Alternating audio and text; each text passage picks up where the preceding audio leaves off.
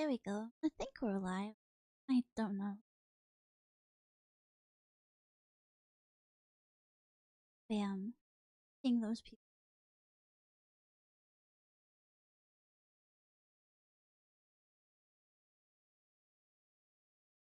Epic.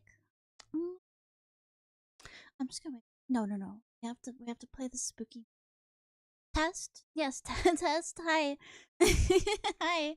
Hi. Oh my god, let me click this. Blah blah blah blah blah. Hi. Is this thing on? No. No. It's not.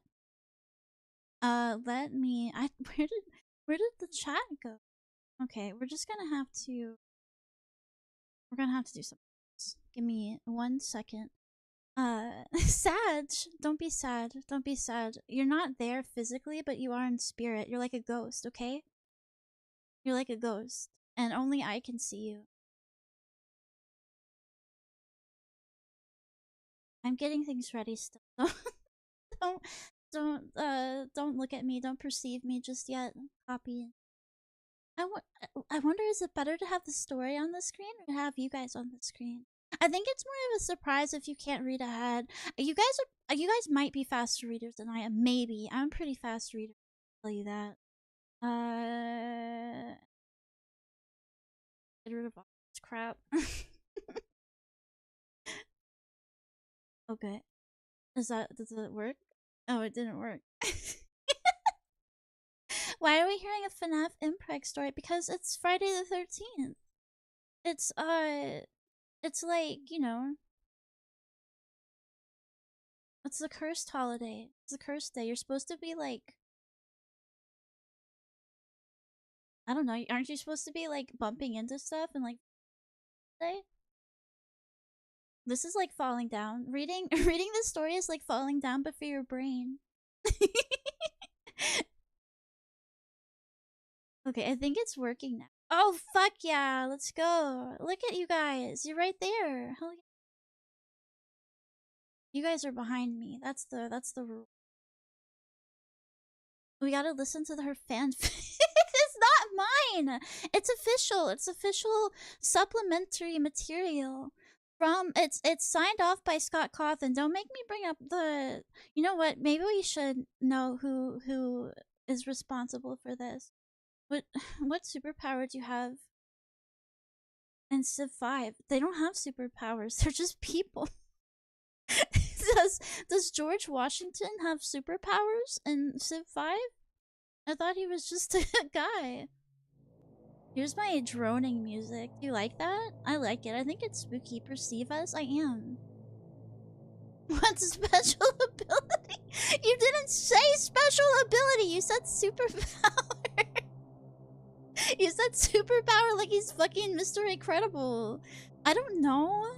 What special abilities do world leaders have? The ability. I would have the ability to get up on stage in front of people and not cry. That's one that I don't have right now. Okay, hold on. I have to put you guys. There we go. Wait, let's make you smaller. Yeah, I like that. So, oh yeah, I remember what I was going to do. I'm sorry. It's so late. It's so late. I had my energy drink. It's still really late. The ability to make people vote for them. That's not even a special ability. You're just like forcing people. That's of course everyone's gonna choose that ability. That's like God modding. You can't do that. You can't fucking do that. Well, actually, I would have the special ability to make everybody in this RP do what I say. You can't choose it. That's so dumb. That's so dumb. Do you like what I did? I put like a spooky VHS filter over this stuff. Do you like it? I put like lighting effects. Aren't I just so special? Isn't this so awesome? Isn't this so cool? I did my best. Would probably just throw his wooden teeth at people. Didn't he have like elephant teeth? He had like ivory, not wooden teeth. They killed like 15 elephants to make his. Okay, so let me get the picture up. Get the image up here of the book. You guys gotta know what what hell I'm about to unleash on you.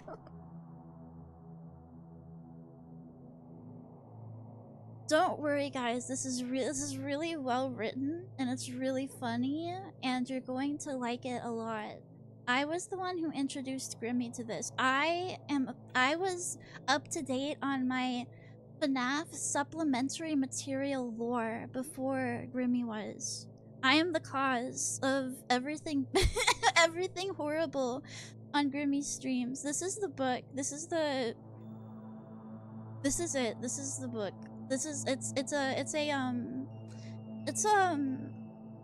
I'm gonna make you guys smaller. You guys are so large. You guys don't get to be that big. You guys have to be small. And it's making me feel weird.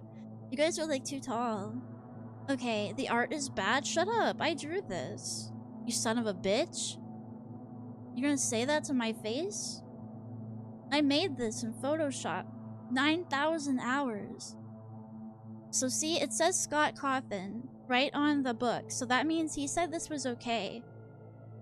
Hello everybody, by the way. I don't want to be small. No, makes you smaller. Shrinks you. It's a part of a chapter book, like an anthology book for children. Be reminded that this is for children. I guess, and really weird adults as well. I didn't! No, I just drew this. I just drew the cover. No. I'm guessing the real artists of these are Ellie Cooper and Andrea Wagoner. I don't know my FNAF lore that much. I don't know who those people are. We have to come to terms with male impregnation as part of the lore. Yeah, male impreg is 100% canon in the FNAF universe, and you just have to accept that. You have to accept that fact. Why do women like to write impreg so much? I don't know. So here's the thing. I know about like Omegaverse and impreg and stuff, but I'm not like into it. I'm just fascinated by the fact that it exists. I don't know who made this stuff. You know, like who invented these things. I would really like to meet them and get to like pry into their mind a little. See what is going on inside of there. What caused this to happen?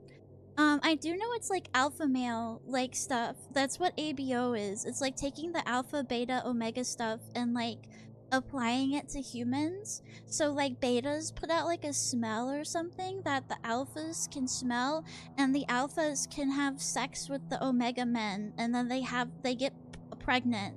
They get male pregnant. It's intriguing but disturbing. Yeah, it's like I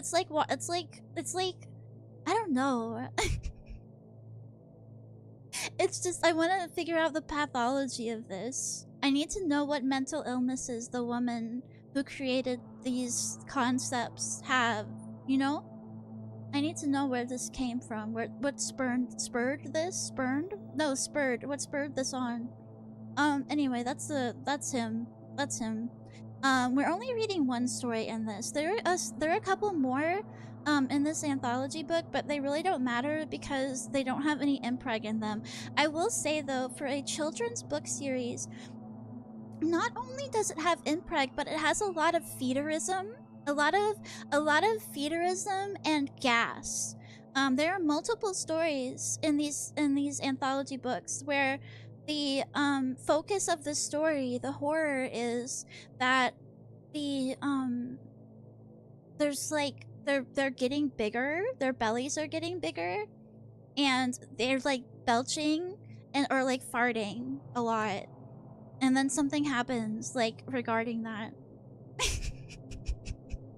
So if you're that kind of person, the Fazbear Frights anthology books would be really good for you to read.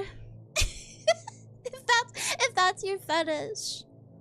Yeah, the gas. I call that being fat. Well, yeah, but it's like it's got a specific special name when it comes to it being like a fetish thing. The most messed up thing I read in a book by a woman author is mpreg. There's worse that can be made. I mpreg is pretty bad, don't get me wrong, but there's worse. Don't worry about that. I can find many cursed books with even stranger happenings, but I won't. Not right now, because we have to get started before I get too tired to read all of this. How does a robot get fat? It's not the robots, it's the humans. That's what there's the the robots are not getting male pregnant. Don't get it twisted. Fredward Fazbear is not getting male pregnant in this story. There are human characters that were made for these books that get these fetishes inflicted upon them. Okay. So now that everyone is basically here, or a lot of people are, would you guys prefer having the chat on screen, or would you guys want to follow along with me with the book on screen? Or I can just have nothing on screen. It can just be a big me, I guess. I don't know. I kind of like having you there. I've read BL stories, and even those don't have impreg. Wouldn't it make sense to have a sleep-in thing after the movie? I don't know. You're not sleeping over at my house. Just make a huge CC. They're not getting filled with ectoplasm. Well, they might be. Maybe in the feeder ones. I don't know. I haven't delved into those as much because I don't find them as funny as impreg. Well, they don't have any visuals. They don't draw it out. They don't. It's not like a comic book. They are making comic books of this anthology series, though. They haven't gotten to this book yet. As soon as they reach this book, do not worry. I am going to download a copy of the comic, and we're gonna read it together so we can see this unfold visually. Don't worry. I've been looking out at my local bookshop for whenever they get to this one. Just so I can, yeah. You can live in our walls, but we can have a sleepover. Yeah, because I don't have any spare snacks. I don't have enough for the whole class. I don't think I want to see this cursed text with my own eyes. Yeah, that's fair. That's fair. That's fair. Okay, then I'll just open it up then, and we can kind of get started. Let me move that. Okay.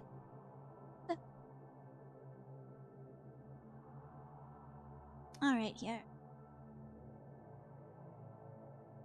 I really wish I had my third monitor. Oh well, whatever. Okay, so this is called In the Flesh. That is the title of this little story. You're so lucky. You just get to sit around and play video games all day. If Matt had $1 for every time someone had said this to him, he could actually sit around and play video games all day, instead of going into the office and working on developing the things. Game development was harder than people thought. It was a great job. The job Matt had always dreamed of back when he was a kid, pretending to be sick so he could stay home from school and make simple— oh my god, what a run-on sentence— and make simple games on his family's home computer.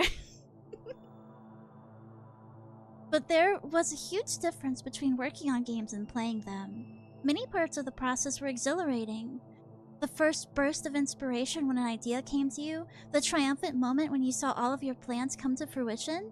But between the first inspiration and final fulfillment, there were lots of opportunities for headbanging frustration and punching a fist through the wall rage.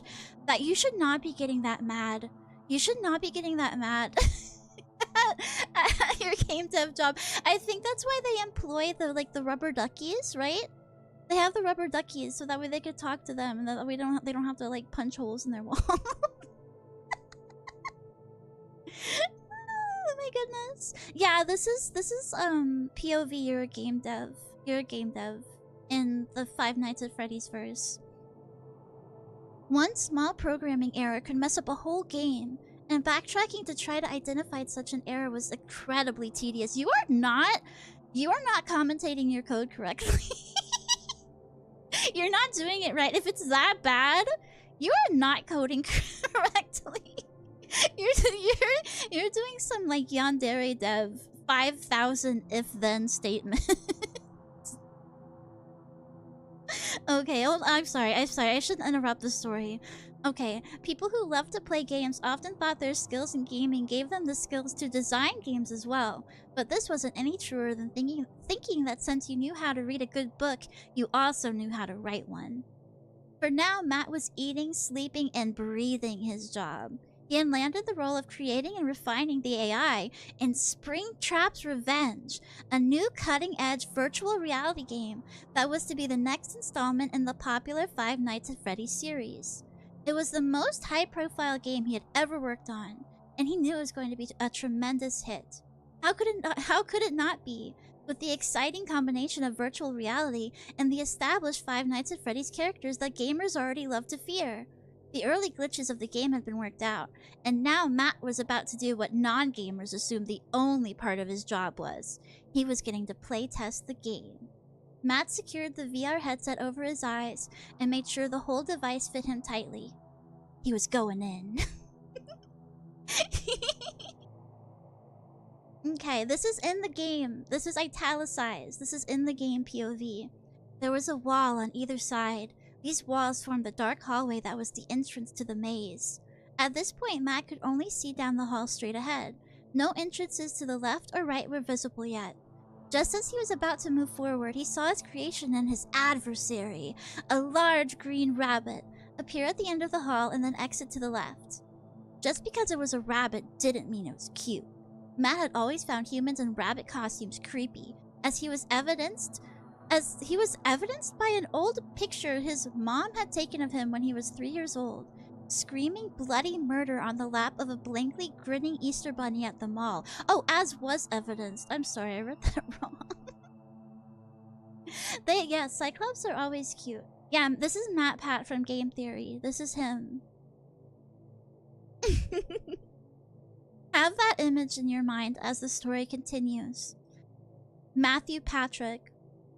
Okay, its costume was so tattered that some of its mechanical parts were visible beneath the fabric, and the better part of one ear was missing. Its eyes were evil orbs that glowed green when it spotted its prey, and its grin was wide and ghastly. It was definitely nightmare fuel, which was absolutely what Matt had intended for it to be. Matt was especially proud of his titular character. He wanted to make Springtrap the kind of horrifying character who would endure, who would visit people's nightmares for generations to come. From Dracula to Hannibal Lecter, there was a kind of immortality in a truly horrifying creation, and somehow a bit of this immortality touched the creator as well. Matt had done an exhaustive amount of research in developing the murderous rabbit. He had watched dozens of classic horror movies, studying the personalities of their cold-blooded killers.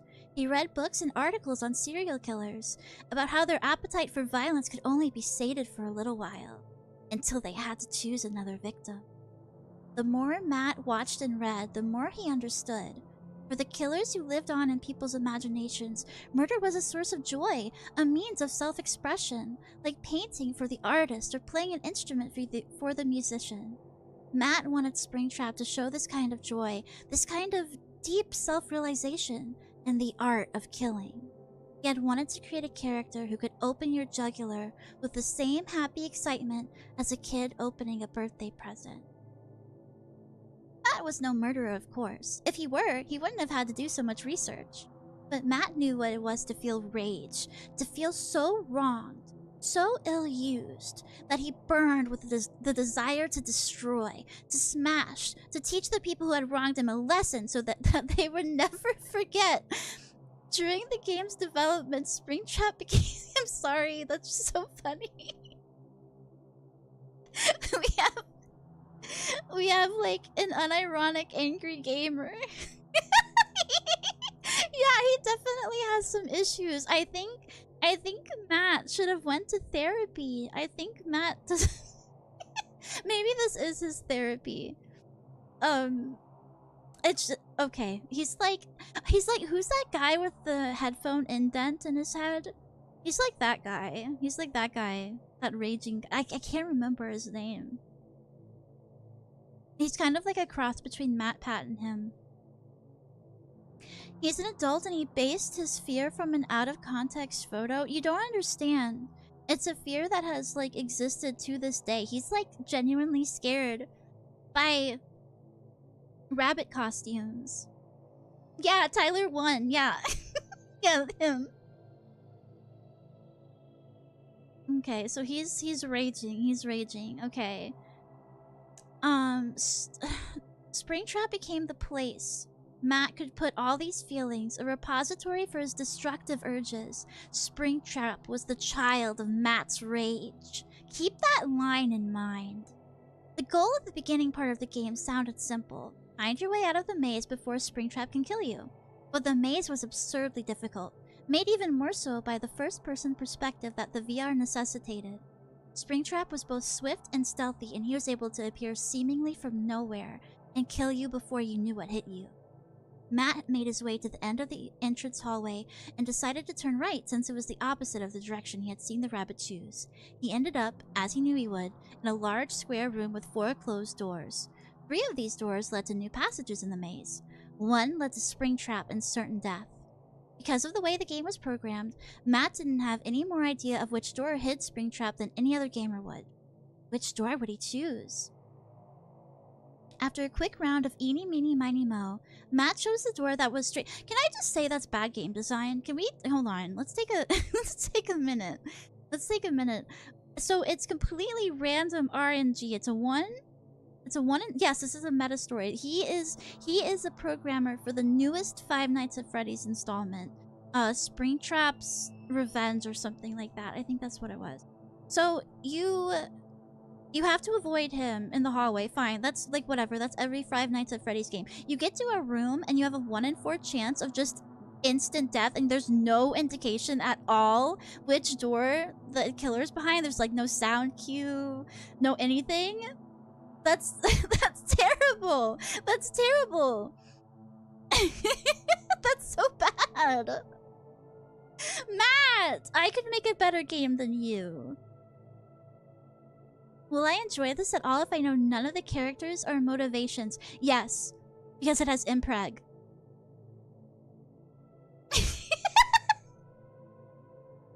I think so. So you don't really have to know many of the characters. We have a new character. His name is Matt, and he's working on the latest Five Nights at Freddy's game. And the main character of that game is Springtrap. Now, Springtrap is a animatronic rabbit that houses the body of William Afton, who is like one of the main antagonists. I think he is the main antagonist of the series. He's the one that put all of the kids in the he kills kids. He kills children with animatronics. I don't remember why, but he does. And at some point he gets trapped in his own animatronic suit, and it like he's Springtrap at that point. They like meld together into one mind. So that's all you need to know. That's basically it. That's the prerequisites for the story. He kills kids for fun. Yeah, as as we are all wont to do. Yes. Okay, so what was he doing? Okay, yeah, he's choosing a door. He stepped toward it, turned the knob, and pushed the door open. The soundtrack emitted a deafening screech, and the bunny lunged at him, its arm outstretched, slashing at him with a big shining knife. The VR made Springtrap's attack feel disturbingly realistic. It made it feel like a creepypasta. It was hyper realistic slashing attack. Oh yeah. Okay, the suits. They're like spring locked. So the suits, if any water or sweat gets in them at all, the spring locks. Okay, I'm gonna dump more Five Nights at Freddy's lore on you. So they made these suits as animatronics, but people could also like climb inside of them and like pilot them.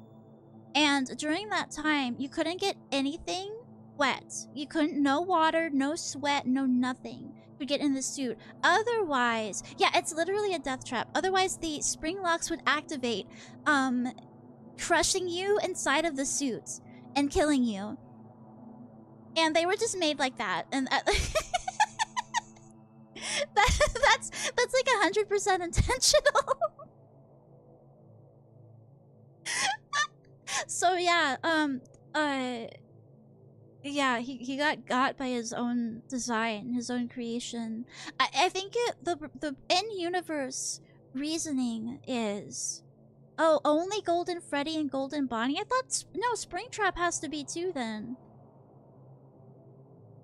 No, so I think what it is they were made that way as like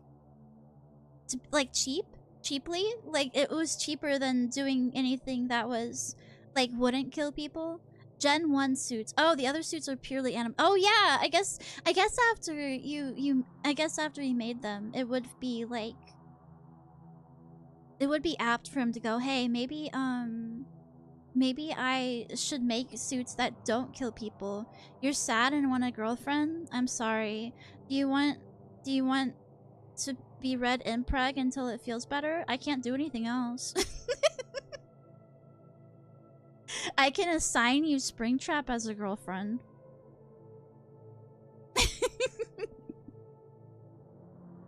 Otherwise, you're just gonna have to deal with it. Okay, so where— oh yeah, he got killed. He got killed. I'm sad I have to listen to mpreg? Why? I'm the one reading it. Don't you love me? Okay, the knife slashed what felt like dangerously close to his eyes, and when Springtrap lifted the knife high and plunged it downward, Matt couldn't help bracing himself as though he were about to experience real physical pain. Then the perspective shifted to third person, so that Matt could see the corpse of his avatar sprawled— what are you reading? We're reading mpreg. Sprawled, it's the— you know what, I'll put it on the screen. I'm silly. Why wouldn't I just have it up here? Bam, this is what we're— ah, crap. This is what we're reading.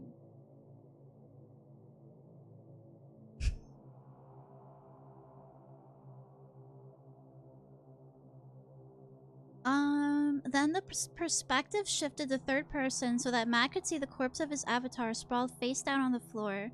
Springtrap, showing the twisted joy that Matt had intended, smiled with a look of true bliss. He knelt beside Matt's avatar and used his knife to slice off Matt's ear. Springtrap held up the blood-dripping ear, a trophy commemorating his achievement. The words "Game Over" appeared on the screen. Matt was furious at himself for choosing the wrong door, furious at his rabbit creation for taking such obvious pleasure in his defeat. He didn't even remove the headset to take a break. He just restarted the game and ran down a hallway until he was in the room with the 4 doors again. He had a gut instinct that the door on the left was the one to pick. He approached the door, turned the knob, and pulled it open. Springtrap lurched out at him with his jaws open wide. There was the soundtrack screech, followed by a gruesome snapping sound. Matt flinched because it felt for all the world like Springtrap was a split second away from biting his face off. Matt's avatar's corpse once again lay face down, in a fresh pool of blood. Springtrap grinned at his victory, his teeth stained red. He slowly licked the blood from his lips. The words "Game Over" filled the screen again. So he's literally mad because bad. He made this game. He made... my brother in Christ, you could just change the game. Yes, it does have books. It has multiple books. Why would Springtrap want his ear? I don't know. Just to have. Some serial killers, like, well, all serial killers really keep trophies of their victims. Some people, like, kept eyes or, like, personal items. Literally not lore accurate. Shut up. It's Scott Cawthon said this was okay, so everything in here is 100% lore accurate and official. When the creator of the game sucks at his own game, Zoom moment. Yeah, I honestly just like change the game. Just make a better game. Are the books canon? To me, they are. Matt cursed, tore off his goggles, and threw them down on his desk. He should probably have been more careful with the expensive equipment, but he didn't care. Why did he keep losing to Springtrap? Why couldn't he win a game he had largely designed? He paced and cursed, then picked up a coffee mug and threw it. The mug smashed into tiny pieces and left a brown splatter on the clean white wall. Good, Matt thought. All of his thoughts were destructive. There was a gentle knocking at the door, accompanied by the spoken words, "Knock, knock."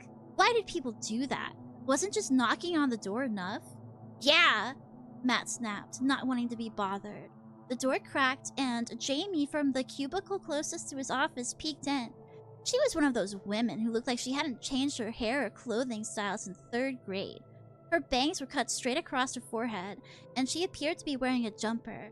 I heard noises and wanted to make sure you were okay. I'm fine. At least I was before you interrupted me, Matt snapped. Everybody in the office seemed to love Jamie. They raved about the homemade banana bread she'd leave in the break room, and about how she was always willing to help out with a problem, whether professional or personal. But she didn't fool Matt. He knew Jamie was a busybody. It was like she was a vampire who fed on office drama. Sorry, I guess those were just the sounds of the creative process I was hearing, Jamie quipped, crinkling her nose as she smiled. It was a cowering, ingratiating smile, like a dog wagging its tail when you had caught it peeing on the carpet. That's right, Matt said, not smiling back. What was he supposed to say? That he got mad because the big bunny had killed him twice in a row? That he'd thrown his coffee mug against the wall because he couldn't handle the fact that he was losing to his own creation? Matt was starting to feel like the video game developer version of Dr. Frankenstein. Well, good luck. See you later, Jamie said, giving a little wave with just her fingers. You want me to close the door back? I never wanted you to open it in the first place. He was going to go in again. This time he would make better choices. He would get past the murderous rabbit. He would lay to rest the nagging suspicion that this game was a game he couldn't win. He is gaming in the office, yes. He's playtesting the game. He's playtesting the game, and apparently he hates literally, like, the normies that invade his gaming space. Would you be an audible narrator? I would love to do that. Yeah, I'd have to get better at doing voices, though. Yeah, woman alert, woman alert. A woman has invaded the male gamer space. I don't know. I kind of get it, though. I don't like it when people interrupt me as well, so... Matt is sounding like Christian in the 2000s. He's, Matt is a very special lad, and you'll get to know him quite well throughout the story. He's a character. Let's see here. Here we go. Sometimes Matt felt like his life was a game he couldn't win. Sure, he had all the trappings of a happy existence. He had graduated from a good school and married Hannah, his college sweetheart. Bro literally has a wife. He has a wife? Okay, hold on. How good is this guy's life before I judge him? Okay. He had gotten his dream job, and he and Hannah had bought a pretty 4-bedroom house with ample room for her home office, his massive video game collection, and Hannah had hoped a growing family. This guy literally has it all. Shut the fuck up, Matt. I forgot how much I hated him. Don't let my opinions cloud your judgment, chat. Make your own decisions. About this character. Thank you for the subscription. Thank you. Oh my god, they work. I don't think they've worked before. My little alerts. Thank you so much. Massive collection. Yeah, he's got every Dreamcast game ever made. So this guy's literally like living a great life, and he's just complaining about it. He's just bitching. Okay, I mean, all right. Well, okay. His life isn't perfect though. Maybe he hasn't gotten every achievement in his, on Steam for his games. They're just laying there uncompleted. He feels like a loser. Overcompensating? Perhaps. Let's read on. He might redeem himself. Maybe this is the kind of story... Chat, maybe this is the kind of story where he starts out, like, really bad, but then he learns and he grows and he changes. So don't be too mad at him yet. Yeah, missing 2 achievements for Civ 5. Don't make this guy a dad. Hannah, run. That's all I have to say. Back in college, Matt had enjoyed the excitement of pursuing and eventually winning Hannah. He had met her in a killer chemistry class freshman year, where she had an A average and he was struggling. He asked her to be his tutor, and they met twice a week. They worked on chemistry, but they also talked and laughed a lot. Finally, he had asked her, would you be willing to go out on a date with somebody who's way worse at chemistry than you?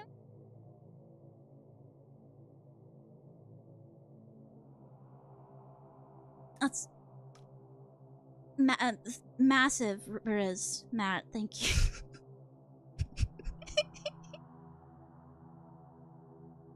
Hannah is so nice. That's what I'm learning from this. Hannah is a saint. Okay, hold on though. Maybe whatever he comes up with next, way better. She said yes, and they were soon inseparable. Once they were really dating, she didn't even mind letting him copy down her problem sets. He used her to cheat. Oh my god. It gave them extra time to spend together doing other, more fun things. Their meet cute story was a big hit whenever people asked how they got together. They always said, "We had chemistry."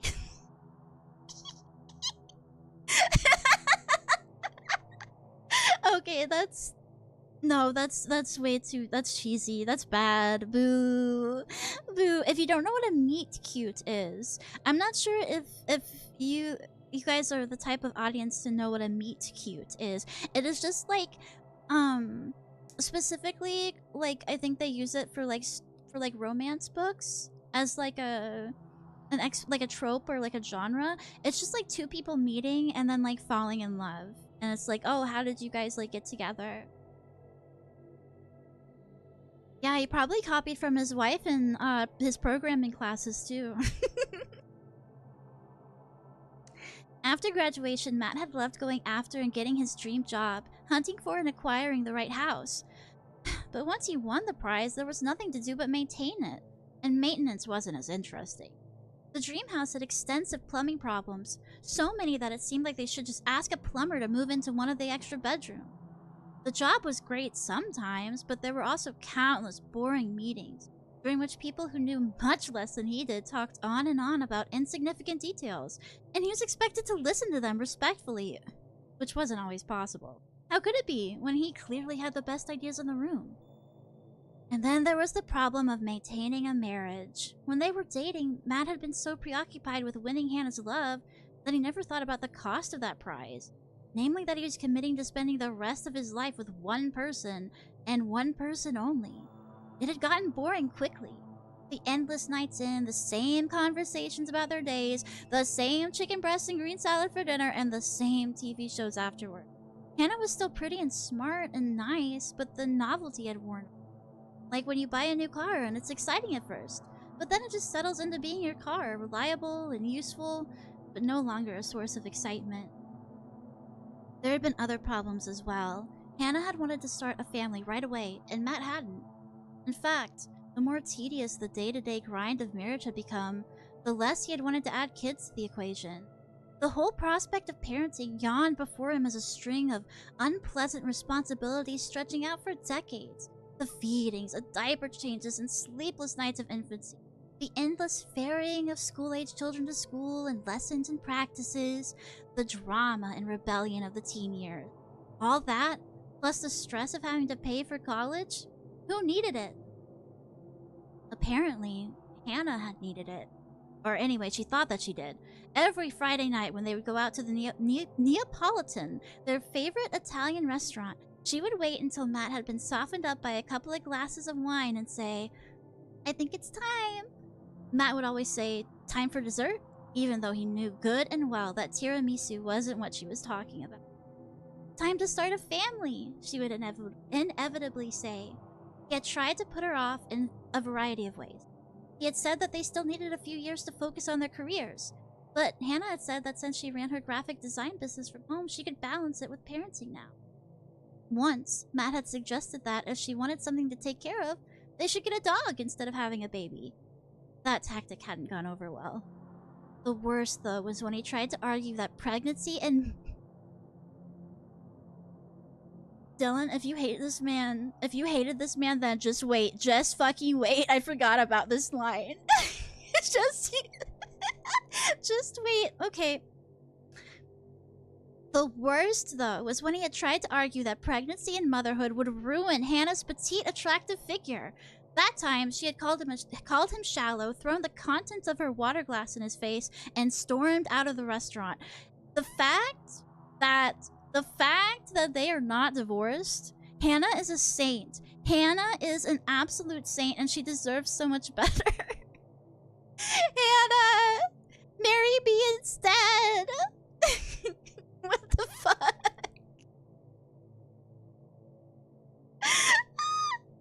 I forgot Matt was like the worst person to ever exist. They really are laying it on thick. Literally like everything he could do wrong, he's doing.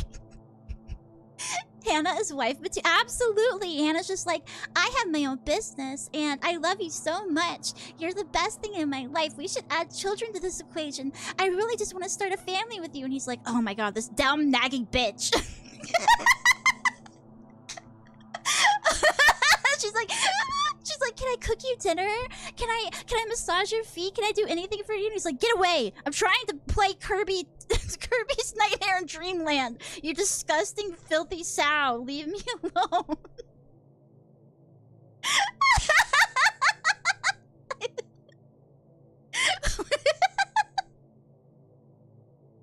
Okay, let's continue. I am so surprised they're still together. Not me. Not me. If I heard that come out of my like, if I had a husband, okay, and he told me, no, we can't have children. You'll get fat. I would be going to the courthouse the next day. What the fuck? I'd probably stab him with a fork. Probably goth too. Yeah, she's goth. And she's a short stack. She's literally perfect in every single way, and he's just awful. Alex Yick at least went for the kiss. Matt is like, you sex. Yeah, he is. he's. I told you he's a character. I told you. He has literally everything you could ever want, and he has like the job that he always wanted to. So it's like, why are you complaining? Why are you bitching? This is a great story so far. I told you guys. I told you it was fun. I love. This is my favorite piece of FNAF media like ever. It's amazing. Yeah, he's fumbling the bag. Well, the thing is, he's not even fumbling because she decides to stay with him and like make it work. That's what she, like I said, she's a saint. She's like, oh well, I'm sure that he'll come around. he's just stressed out from work. Oh my god. Yeah, he has the bag. He just like keeps he has the bag. He just like puts it like in a corner to get dusty. Okay, so those were all of his attempts to get his bitch wife to stop wanting to have sex with him. Alright, the fact that Hannah wasn't willing to listen to reason about having a baby had definitely put a damper on their marriage. And then there was the matter of the harmless little friendship Matt had struck up with Brianna, a server at the restaurant where he frequently had lunch. It wasn't anything serious, and it certainly wasn't any of Hannah's business, but she'd gotten all upset when Matt had left his computer open, and she saw that Brianna had sent him a picture of herself in a bikini. He had no idea why Hannah had been so unreasonable. Friends did that kind of thing all the time. Hannah had suggested that the two of them get marriage counseling, but Matt had refused, and their marriage had ended. Oh, she did divorce him. Okay, and their marriage had ended in divorce shortly after their one-year anniversary. They had only been married a year.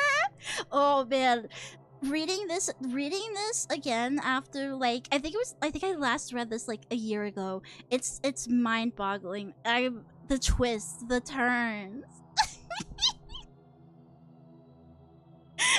This is amazing. This is amazing. Oh my god. Since then, Matt had a string of girlfriends. The first one being Brianna from the restaurant. None of these relationships. Oh my god. Blah, blah, blah. Let me take a drink of water. I'm sorry. I've been discombobulated by all of this. This was like a page, by the way. This was one page of the fucking story. One page. Okay. Since then, Matt had a string of girlfriends, the first one being Brianna from the restaurant. None of these relationships had lasted over 3 months, and Matt was always the one that got dumped.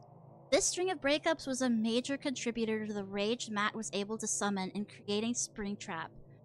Women were crazy, Matt had decided, and not worth the effort. To combat his loneliness and frustration, Matt had thrown himself into the design of the VR game even more obsessively than usual. It was the cruelest of ironies that the game, much like his relationships, seemed to have turned against him. But this time, he was going to outsmart the rabbit and get out of the maze alive. Yeah, I can't handle his raw gamer alpha male energy. I am the crazy woman. Okay, we're heading back in. He's totally gonna do it this time. He's totally gonna do it. He's gonna win. This is earn, okay? Don't get it twisted. Matt ran down the dark hallway and turned right into the room with the doors. He looked around and chose the door behind him. When he turned the knob and opened the door, the entrance was clear. He walked down another dark hallway. There was no sign of Springtrap. He made a left into the hallway that led to the Hall of Mirrors. He knew his way through, of course. The trick was making sure he wasn't being followed. He moved his way past the panels of glass, each one identical. He was maybe 12 steps from the exit when he felt the presence of something behind him. In a mirror, he saw the reflection of the big green rabbit standing behind him. The rabbit grabbed him by the hair and raised a gleaming knife to Matt's throat. Matt could almost feel the swift, sure slash. Once again, Matt saw his avatar laying face down, this time in a spreading puddle of his own blood. The rabbit licked the blood from the knife's blade and laughed, its shoulders shaking. But it didn't feel like the rabbit was just laughing at Matt's mortally wounded avatar. It felt like the rabbit was laughing at Matt himself. So the rabbit wanted to play dirty, did it? Matt yanked off his headpiece. He reached out his arms and cleared his desk, sending all its contents clattering to the floor. He would show that rabbit who was in charge. He just needed some room to spread out. He was in control of the game, so he was in control of the rabbit. He got to say what it could do and could not do, where it could and could not go. He would show it who was boss. Yes, it's in the flesh. the best Five Nights at Freddy's story. Yeah, I don't know how you do it. Well, I guess you just see the avatar, not yourself. And yeah, he did code this. Yeah, so he's in control. He is the alpha gamer, and the stupid robot will not continue to get his ass.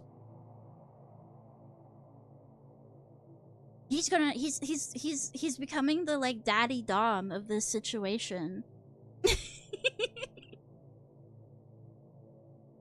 When Matt went home later, he wouldn't have that much control over his life, but here, inside the game, he was the absolute ruler, and all of the decisions were his to make. He programmed the game such that Springtrap was doomed to wander the maze alone all night, with no victims to stalk and no way out. He also sped up the game's time frame by 1,000, so that for each minute that passed in real time, 1,000 minutes passed for Springtrap. Is that how that works, chat? Let me know. Matt found himself laughing louder and harder than he had laughed in a long time. Sure, the rabbit might be able to kill his avatar, but that was nothing compared to the way that Matt could alter Springtrap's reality, could control time and space, and mete out a cosmic punishment like some kind of ancient, vengeful god. Matt left the office and laughed some more on the drive home. Hannah had gotten the house in the divorce, so Matt had moved into one of those apartment complexes with a pool and tennis courts, which advertised itself as offering affordable luxury. He had furnished the apartment with simple, functional pieces and lots of shelving for his video game collection. When his friend Jason from college had gotten kicked to the curb by his girlfriend at the same time one of Matt's 3-month relationships had split up, Matt had invited him to move into the extra bedroom and split the rent. When Matt walked into the apartment, Jason was sitting on the couch in front of the big screen TV with a video game controller in hand. It wasn't even 6 o'clock, and he had already changed into his pajamas. A 2-liter bottle of soda and an open bag of cheese puffs decorated the coffee table. "Hey," he said, not looking away from the zombies he was blasting on the screen. "Hey," said Matt. "And how is Springtrap?" Jason asked, like one might ask about a friend's sick aunt. Matt smiled. "Springtrap is going to have an interesting evening." Wait, what?" Jason said. "Nothing." Matt tossed his bag on the couch. The game is going great. Kids are gonna love it. Big kids too, Jason said. I can't wait to play it myself. Hey, what do you want for dinner tonight? Pizza? Thai? Chinese? He nodded toward the stack of takeout menus on the coffee table. Matt shrugged. Whatever. You pick. I'm gonna take a quick shower. He had gotten all sweaty and agitated. He had gotten all sweaty and agitated during his battle with the rabbit earlier, but now he could relax and have his revenge at the same time. It's not even real! Bro! It's not even real! It's just a video game character. This fucking guy. I'm fading, so I'm going to bed. Good night. Good night. I hope you have a nice sleep. Matt just wants to be an epic gamer. Yeah, and his bitch wife wouldn't let him. She wanted to have like kids and have a loving relationship and stuff. Ew, gross. Let's see here. Knowing that the helpless creature was doomed to wander aimlessly through the maze all night. So this is like in real time? This is a real-time VR game. Okay. It's like Animal Crossing, time rules. Matt and Jason ate their Thai takeout straight from the containers while sitting on the couch and watching an episode of Rain of Stones. Jason had recorded on the DVR. What is Rain of Stones, like a parody of? Game of Thrones? Game of Thrones, okay. Living with Jason felt like being in college all over again. At first it had been fun. No complicated female emotions, no home repairs, no yard to mow. After work it was all takeout and TV and video games. Unless one of them had a date. But lately the carefree college vibe had started to wear thin, and Matt had begun to feel like he was regressing, losing ground at a time in his life when he should be gaining. Plus, Jason had started to get on his nerves. He was so unambitious, working at a dead-end call center job and never looking for anything more lucrative or challenging. How could a person be so chill all the time? Before long, Matt was going to have to make some decisions about how to move forward with it.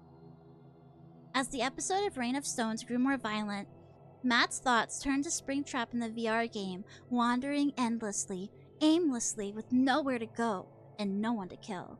Matt smiled. It served the psychotic bunny right for killing him all the times. It was strange that thinking about the trapped Springtrap made Matt feel a little bit better.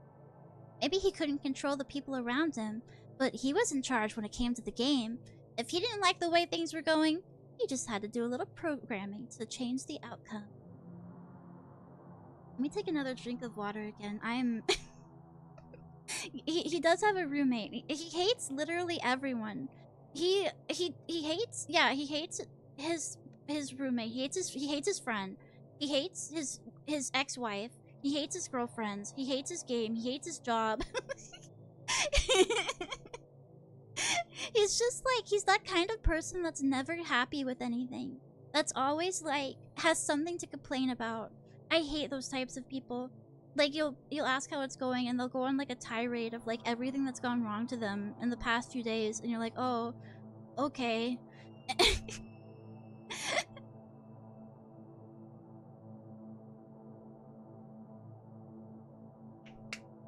Matt is a Redditor? Absolutely.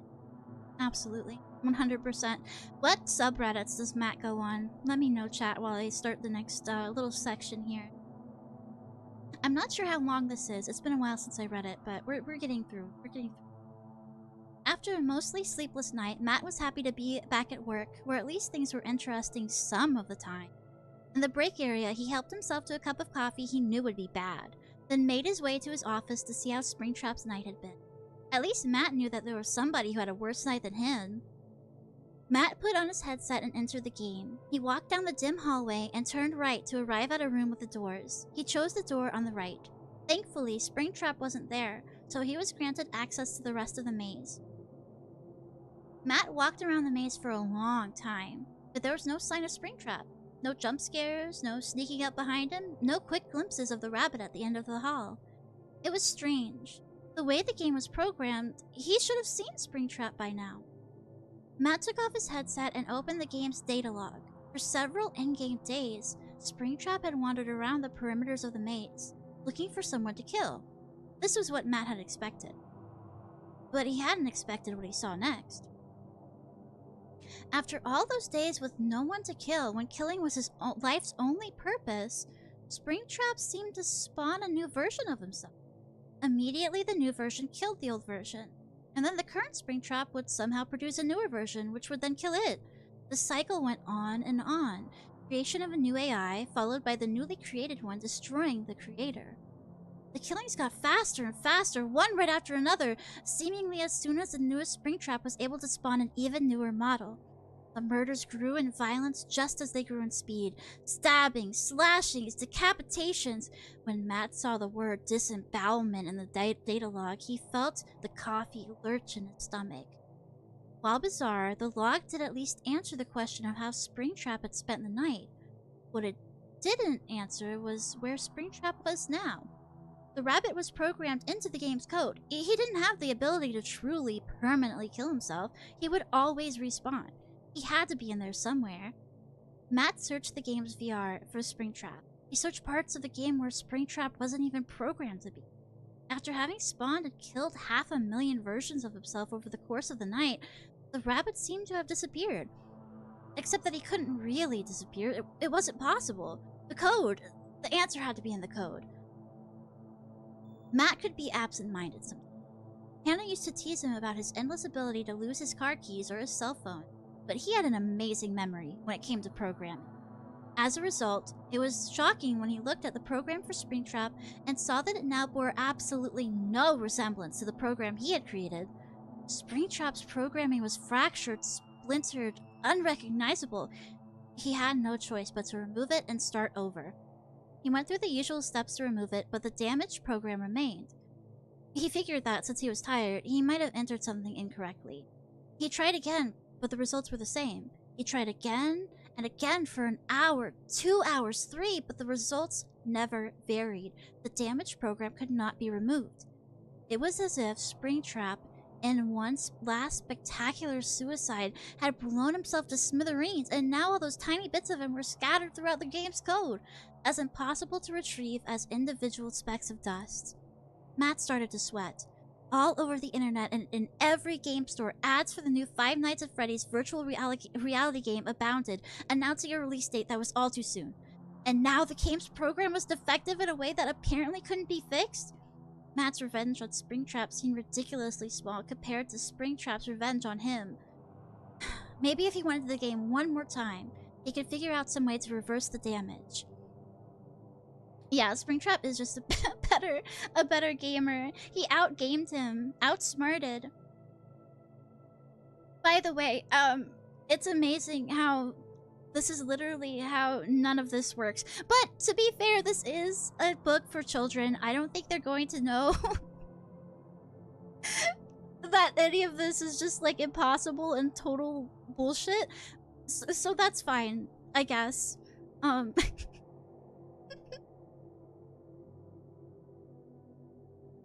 That's not even how viruses or haunted programs work. It's a child wrote this, to be honest. I know an adult wrote this. An adult definitely wrote this. The writers are on the cover here.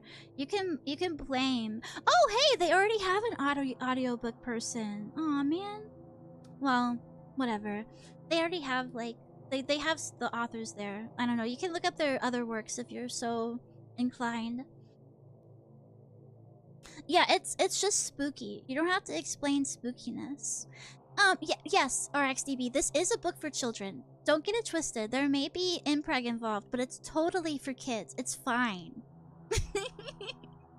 Yes, yes, Mr. Ortiz. Yeah, so this is like set in the universe, I guess, where what I'm thinking is this is set in the universe where Five Nights at Freddy's is like a game. It's not a real thing that happened. It's like, just think of this guy as Scott Cawthon's underling. Oh, Donato, it's you. Okay, hi. I love that I know Matt's takeout choices. Yeah, that's very important information. I don't know if I could enjoy this story if I didn't know that he got Thai for takeout every night. Okay. We're back in the game. Matt's avatar ran around the periphery of the maze looking for signs of Springtrap. He turned a corner and caught sight of something green up ahead. Springtrap's lifeless body lay around the maze's next bend. It was splayed on its back with its torso split wide open. Matt kneeled for a closer look. Springs and gears protruded from the edge of the gaping wound. How could something so mechanical manage to look so dead? Springtrap's blank, sightless stare was horrible to behold. Matt reached up to the rabbit's eyelids to close them.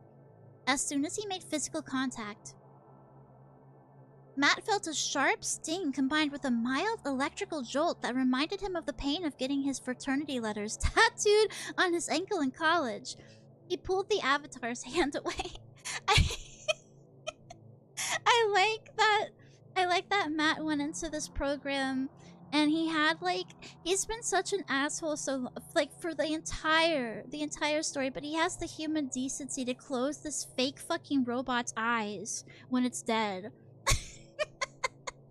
No, it's a VR headset, plus it has like those touch thingies, whatever they're called. What are those tactile sensors? Matt was too stressed out about the strange state of the game to be in the mood for a date, but Jason had been insistent. The girl Jason was dating had promised him that her roommate would be perfect for Matt. The four of them were supposed to have dinner together at the Neapolitan, Hannah and Matt's old go-to Italian restaurant. This was another reason Matt didn't want to go. Too many memories, both good and bad. But the main reason was that he thought the likelihood of this girl being perfect for him was equivalent to the likelihood of a snowstorm in August. When the doorbell rang, Matt answered to find two young women, one of them blonde and athletically pretty with a sun-kissed complexion. Maybe this evening would be better than he predicted. "Well, hello," Matt said to her, turning on his most charming smile. "This is a pleasant surprise. Usually I think Jason's kind of an idiot, but when he said we'd be perfect for each other, he definitely knew what he was talking about." He held out his hand. The pretty blonde didn't take his proffered hand and only gave him a small smile back. "I'm Megan, Jason's date. This is your date, Eva." She gestured toward the brown-haired young woman Matt hadn't even noticed standing beside her. "Hi," Eva said, smiling shyly. She was dressed in a striped button-down blouse and khakis, like she was going to work instead of on a date. Hi," Matt said, not bothering to hide his disappointment. Eva wasn't ugly, exactly. It was just that, standing beside a specimen as fine as Megan, she looked like a sparrow next to a bird of paradise. Matt also noticed that Ava's smile had not benefited from orthodontia. Her parents must have been too poor to pay for braces, he figured. Matt always found that the state of a person's teeth was an accurate indicator of social class. So were shoes. He glanced down at Eva's footwear. Cheap flats. So are we allowed to come in?" Megan asked. Of course," Matt said, stepping aside. "Hey, Jason," he called. "The ladies are here." Jason stumbled into the living room, his hair still wet from the shower. He came up to Megan and kissed her cheek, then said, "Hey, Eva, haven't you met Matt?" Yeah, we've met," she said. Matt couldn't figure out why she didn't sound more enthusiastic. She was lucky to be going on this. A guy like him would usually be way out of her league. And speaking of being out of her league, how did a schlubby guy like Jason get a shot with a gorgeous girl like Megan? Hey, Jason said. "I thought we could take separate cars to the restaurant. That way if we want to do anything separately after dinner, we're all set." "Fine with me," Matt said. Taking his own car would give him the ability to cut the evening short if it proved too unbearable. Matt saw Jason open his car door for Megan, so he bit the bullet and did the same for Eva.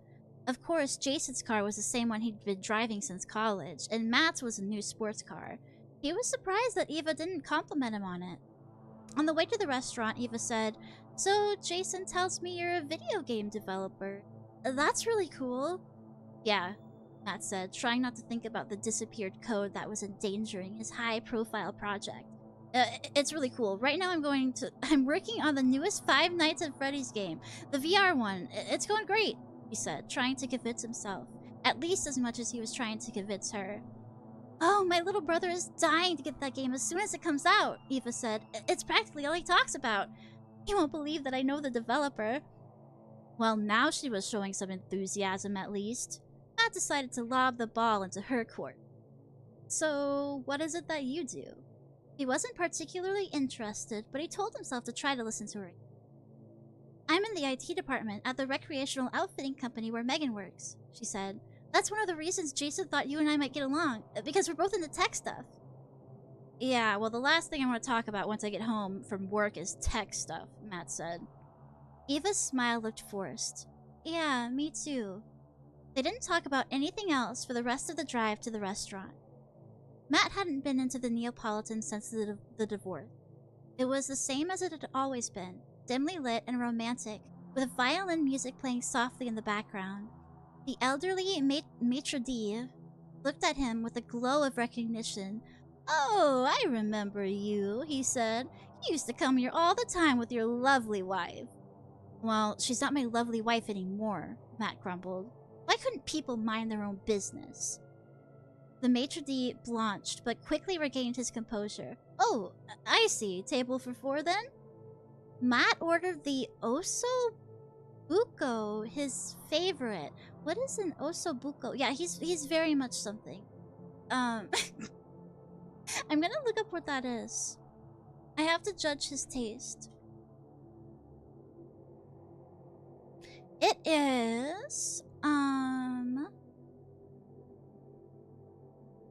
specialty of Lombard cuisine of cross-cut veal shanks braised with vegetables, white wine, and broth. It's often garnished with gremolata and traditionally served with either risotto alla Milanese or polenta, depending on the regional variation. So it's baby lamb, and it's served with, like, rice. Okay. Bro goes to an Italian restaurant and doesn't get the spaghetti? What a loser. Megan ordered the same, which Matt felt indicated discerning taste. Both Jason and Eva ordered the spaghetti with meat sauce. Matt was appalled by their lack of sophistication. They might as well have ordered from the children's menu. It was then that an idea began to form in Matt's mind. Weren't he and Megan much more compatible than Jason and Megan? After all, Matt and Megan were both attractive, sophisticated people. Jason and Eva, though, they were both nice, for what that was worth, but they lacked looks, drive, and sophistication. They were spaghetti with meat sauce, to Matt and Megan's osso buco. What if Matt could use this date as an opportunity to charm Megan away from Jason? Megan was clearly more compatible with Matt, and maybe there would be no hard feelings since Jason could have Eva as a consolation prize. Plus, maybe getting his love life in order might give Matt the peace to figure out whatever the problem in the game was and fix it once and for all. When the waiter came with their salads, Matt said, I think we'd like to get a bottle of Pinot Grigio for the table. Yeah, this is, I'm sorry, I should have put the NTR tag on this story. To be fair, only in Matt's mind is this NTR. I don't think that Megan is going to appreciate his line of thinking. Hello there. Don't worry. We all hate this man. Spaghetti is good. Look, I'm not getting lamb when I go to the Italian restaurant. I'm sorry. You can call me basic all you want, but I'm getting like fettuccine alfredo or something and breadsticks. I don't know. That's just me. Matt sounds more and more like an Andrew Tate follower. Yeah, kind of. I don't know. The thing about Andrew Tate is that he looks like a turtle. He looks like a really ugly turtle, and that's all I could ever think of when I saw him. So I don't know how he got to be so, like, prolific. I don't know. To be fair, I also think that Stephen King looks like a turtle. But Stephen King is, like, better than Andrew Tate. Besides the cocaine and all. Did you know that besides having a cocaine addiction, he also drank enough alcohol to fill, like, whole barrels in his garage? Like, he would have to take out multiple barrels of alcohol bottles a week. Apparently, like, to the trash. He was really, really inebriated. That's what I heard anyway. I don't know. Don't take me as the ultimate truth. Always look it up, because sometimes I have, like, memory problems. Thank you. Yeah, no problem, no problem. Let's see here. Very good, sir, the waiter said. Thanks, man, Jason said. Big spender. Matt shrugged. You can't be stingy if you're going to have a good time. It takes money to have good food, good wine, good friends. It doesn't take money to have good friends, Eva said. So what? Was she gonna pick an argument with him? Well, it takes money to have a good time with your friends. How about that? Matt said. Not really, Eva said, pushing her salad around her plate. Some of the best times I've ever had with my friends have been just hanging out and talking. Yes, but good food and good wine certainly enhance conversation, Matt said. What do you think, Meg? Well, they can, Megan said, but I agree with Eva. Sometimes the best times are just hanging out in your pajamas, talking all night, and eating peanut butter out of the jar. I like Megan. I like Megan a lot. Megan is me. Matt figured Megan didn't want to make her friend feel bad. When the wine arrived, Matt offered to pour some for Eva, but she put her hand over the glass and said, No, thank you. I don't drink. Well, she's no fun, Matt thought. He poured wine for Jason and then poured Megan's glass extra full. The more she drank, the more charming she would find him. Over dinner, Matt told interesting stories about his life and accomplishments. Sure, he might have felt a little guilty that he didn't let Jason get a word in edgewise, but it was important that Megan get to know the kind of guy that he was.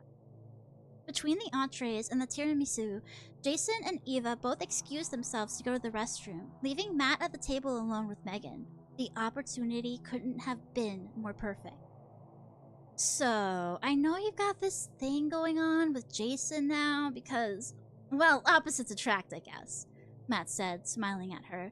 The candlelight shined on her golden hair. She really was lovely. But I just want to say that I find you devastatingly attractive, and I'd like to give you my number, just in case you'd like it for your, future reference. Megan's blue eyes flashed. I thought you and Jason were best friends. Matt was surprised to hear the anger in her voice. Well, we are, but you know what they say, all is fair in love and war. Just because they say it doesn't mean it's true, Megan said. All evening you've talked about nothing but yourself and how great you supposedly are. Maybe Jason isn't as well dressed as you and doesn't have as impressive a job as you, but he's great because he's a nice, caring guy.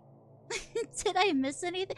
We're about the midway through the story. All you need to know is that Matt is bad at everything and hates everything, and he got stung by his creation in a video game.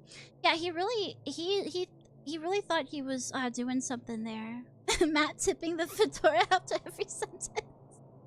I feel bad. Yeah, I feel bad for Eva too. They should honestly, if I was Megan, I would have just I would have been like, hey, you're being annoying as fuck. Me and my friend and my date are gonna go. I'm new here anyway. Yeah, don't worry. We're just reading. The good part hasn't even come yet. We're just in the middle of this. Megan is wife material. Yeah, literally every woman in this story is wife material, and Matt is just like death material. He should be dematerialized with a death ray immediately, post haste. No, there's more. Don't worry. We're just like we're like in the middle of the story. I'm having a good time. I'm glad. I love reading. I love reading to you guys. I usually do it on Analive, but I think that YouTube makes for some good stuff. I was going to record some creepypasta videos actually, to put up. That was gonna be the big YouTube surprise, but I kind of ruined. Are the new people here for the mpreg? I would assume so. That's like the main reason to come to any stream that I do.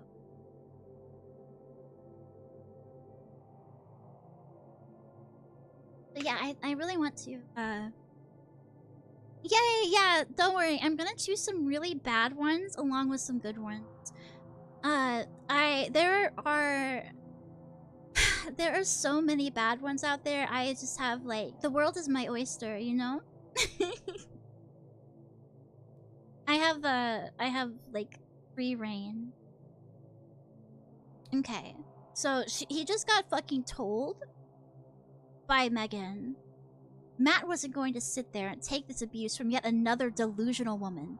Well, I hope you enjoy your life of poverty with your nice caring guy, he said, getting up from the table. He was so angry he felt smoke might come out of his ears, as though he were a character in an old cartoon.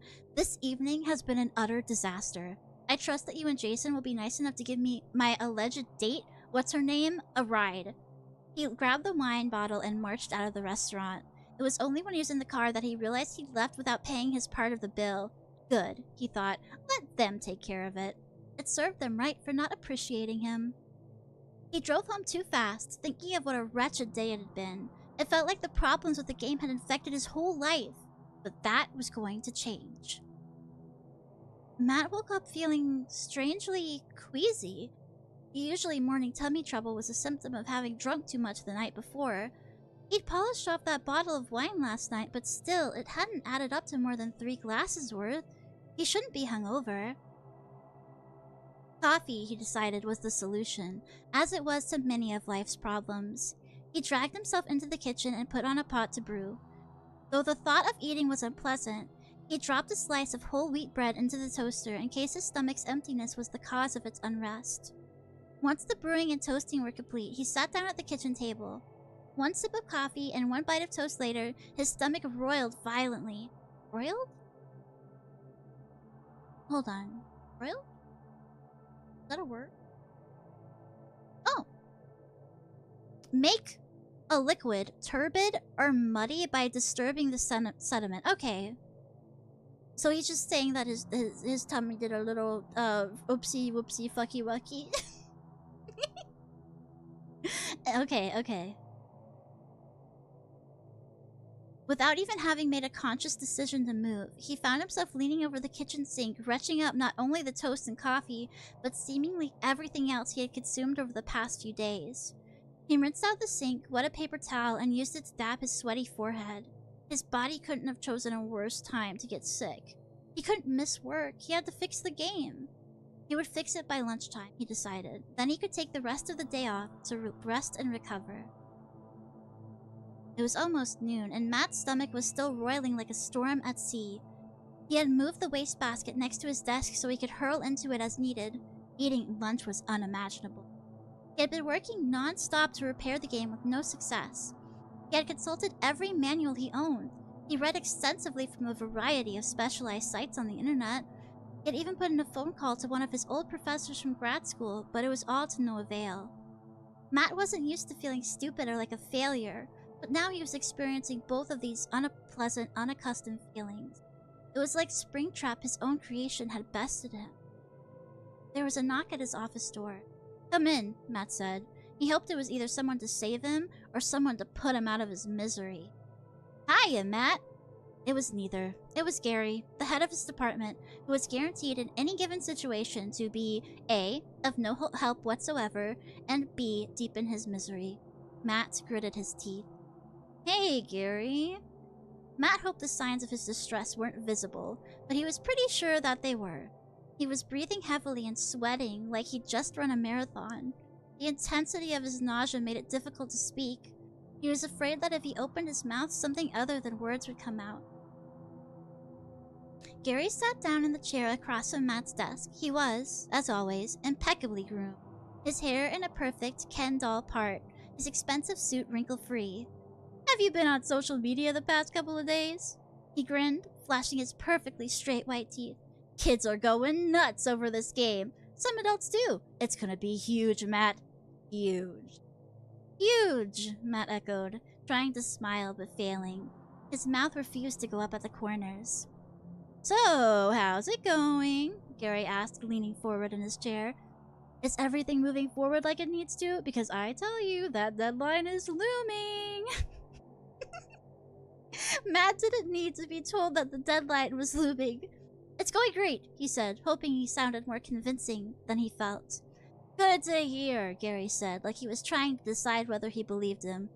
"Anything I can help you with?" "No, it's going great," Matt repeated, his voice getting a little high-pitched and whiny the way it did when he was nervous. "Excellent," Gary said, getting up from the chair. "Can't wait to see what you've put together. You'll be ready to present it on Friday, right?" "Friday, you bet," Matt said, gulping. Gary left, closing the door behind him. Matt put his head down on his desk in despair. He had started the morning feeling confident in his ability to solve the problem, but the skies had darkened. Matt took his lunch break not to eat, but just to get out of the office and try to clear his head. He walked the half-block to Gus's, a dimly lit dive bar that reminded him of the cheap places he used to frequent in college. Maybe he could just sip on a soda to settle his stomach. Also, Gus's wouldn't be crowded at lunchtime, and maybe the combination of a soda and the dark and quiet would help him think. Really?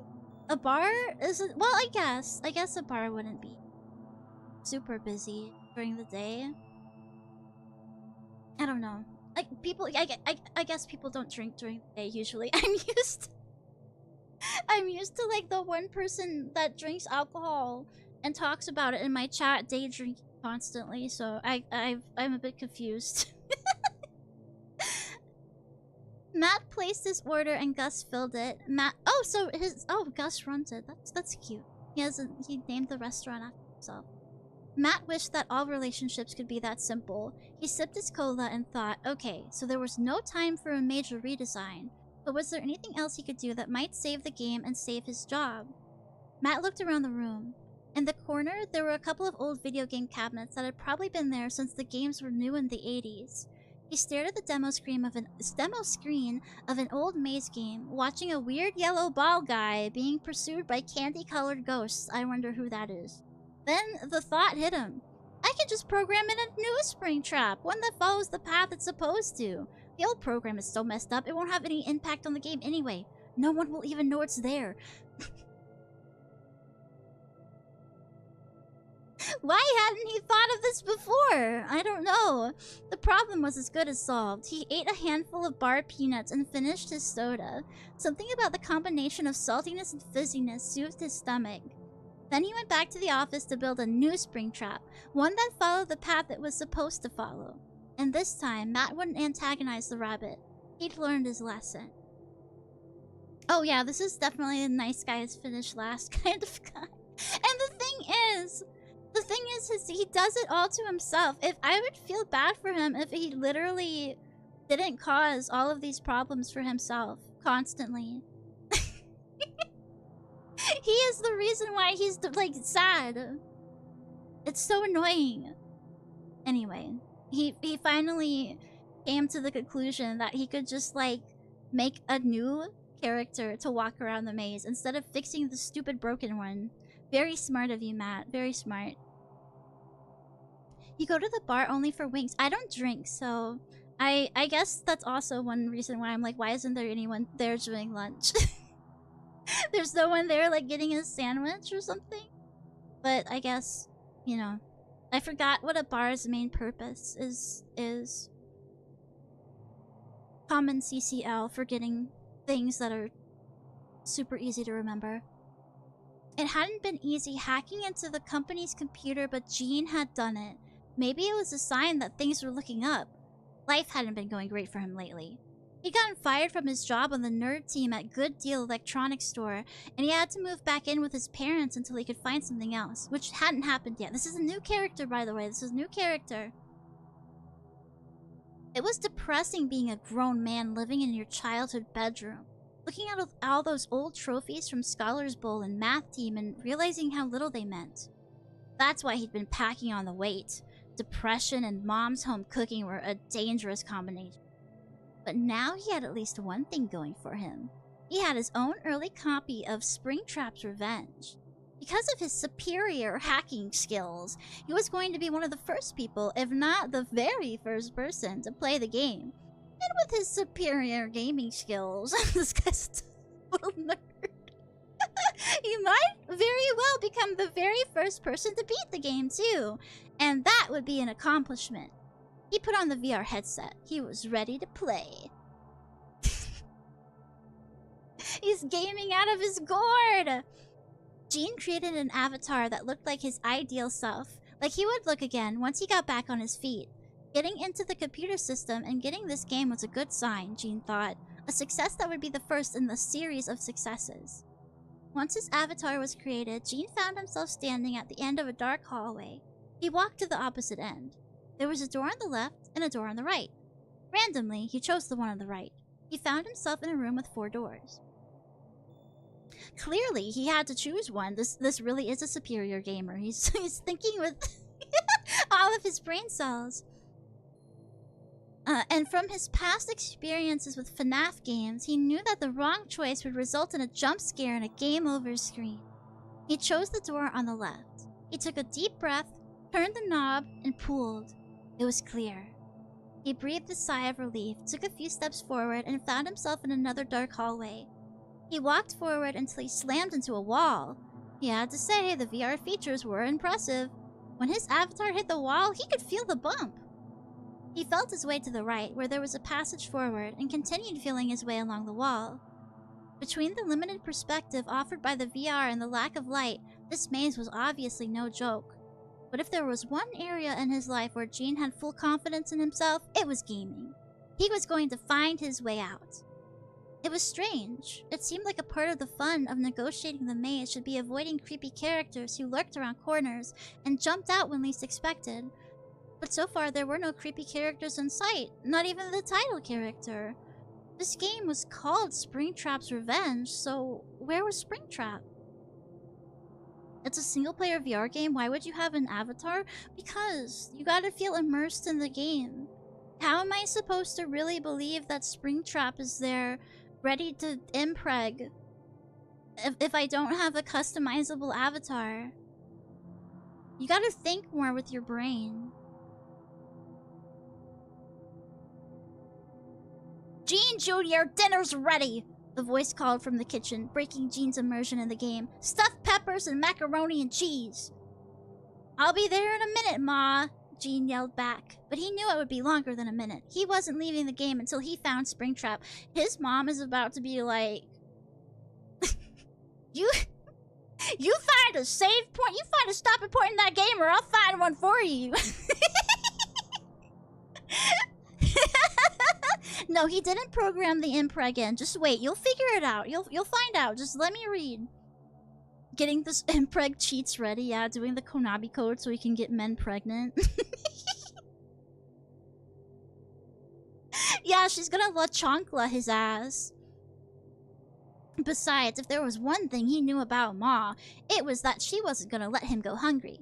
If he took too long to come to the table, she'd make him a plate and bring it to his room so he could shovel in his dinner while he played. Gene saw something green sticking out from behind a corner of the maze.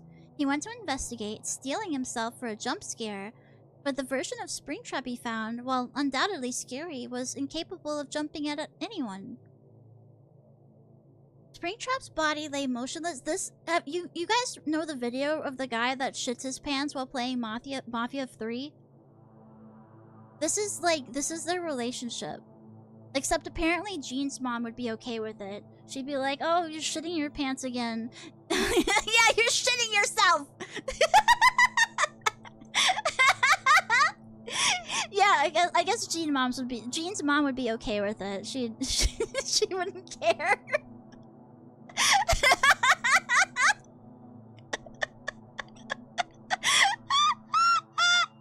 I love that video. It's so good, and the way he's like mumbling. He's like it's so good. Not now. It's so good. It's so good. Oh my god. And the best part is just like this game. It's like single player. He's shitting himself for like, not that there's a reason to shit yourself. Not yet. Not yet. Not yet. Not that there's a reason to shit yourself while playing a game, but like, he at any time could just pause the game and go to the bathroom. It's not like he's playing like against other people. Yes, it's Mafia 3. Yes, people put it like different video games to it, and a lot of the video games they've put to it are multiplayer. Or I think so anyway. I'm trying to remember what all has been like edited to it, but yes, the original video is Mafia 3. He can pause the game. He's actively choosing to shit himself. Oh my god. No, it's such a beautiful video. To know that we exist in the same world as these creatures. Magnificent. Jean thought it might be a trick that any second the green rabbit would spring to life and grab Jean's avatar's ankle, but the rabbit just lay there. Jean made his avatar nudge it with his foot, but it was inert. It seemed to be game over for Springtrap. But that didn't make any sense. If this game was about Springtrap getting revenge, why would the supposed main character be dead in the beginning? Unless the plot had turned into some kind of ghost story? Jean Jr., your dinner's getting cold! I'll be there in a minute, Ma. Just let me finish filling out this job application. Jean coughed. He knew that if she thought he was applying for a job, she'd stay off his back for a few more minutes. So okay, hold on. If they're saying like Ma and Pa, they're definitely like rednecks, right? Oh my goodness, that makes it even better. Okay. He had to figure out what was going on in Springtrap's revenge, and the only way to do it was to take a look at the code. It was time to put those superior hacking skills to use again. After a few commands, he was in, but what he found made no sense. According to the code, Springtrap had been extracted from the very game that bore his name in the title. The program that initiated the extraction was inexplicably called itsaboy.exe. I wonder what that could mean. Matt was hungry, ravenous. He was sitting at a table for two at Ye Olde Steakhouse. His companion at the table was Madison, who thankfully was as pretty as her pictures, with shiny chestnut hair and big doe-like brown eyes. This was their first date, but Matt was having a hard time focusing on the required chit-chat because he was so hungry. He realized he had scooted the breadbasket in front of him and had been mindlessly gnawing his way through the rolls. Oh, I'm sorry. Would you like some bread? He asked, forcing himself to push the basket in her direction. No thanks, she said with an awkward grin. I'm watching my carbs. Not me, obviously, Matt said, trying for humor, as he tore off another chunk of bread with his teeth. What was this? Roll number 4? Number 5? Do you see what I'm talking about with the feederism, by the way? I forgot that it played a part in this story as well. I know it's for a different reason, but you're seeing how it's written, right? It's very feedery. I'll just continue. I get strong fetish. Like this whole story is a fetish thing. Don't get it twisted. As opposed to what? He could have like, used his fork like a gentleman. I'm just kidding. Don't use a fork with rolls. It's a little bit weird. Anyway, the server appeared, and before she could even ask them for their order, Matt said, "Porterhouse steak, very rare, with a loaded baked potato and cream spinach on the side. And let's get a refill on this breadbasket too, okay?" "And for you, ma'am?" The server turned to Madison. Matt figured this was a subtle jab at him, a reminder that he was supposed to have let the lady order first. But he was far too hungry to care about etiquette. He was so hungry that it felt like a medical emergency. "The Cobb salad, please, with blue cheese dressing on the side," Madison said. Matt hoped the server would hurry back with that new breadbasket before he started trying to eat the tablecloth. I've always wondered," he said. "You girls always order salads when you're out on dates. Like, you don't want a guy seeing you eat too much. When you go out with your girlfriends, do you order something else, like a big plate of ribs or something?" Ribs, Matt thought. Ribs sound delicious. Madison smiled. "It depends on how hungry I am. Sometimes when I go out with my best friend, we split a burger and fries." "You split a burger and fries?" Matt said. "That's like just an appetizer or something." Madison giggled. "It's really not. Half a cheeseburger is plenty. And girls can't eat like you guys can. If I look at a piece of cheesecake, I gain 5 pounds. I hate this woman. Finally, a woman to hate. Oh my god, I was getting tired of hating every man in this story. Thank you. True equality. Can we...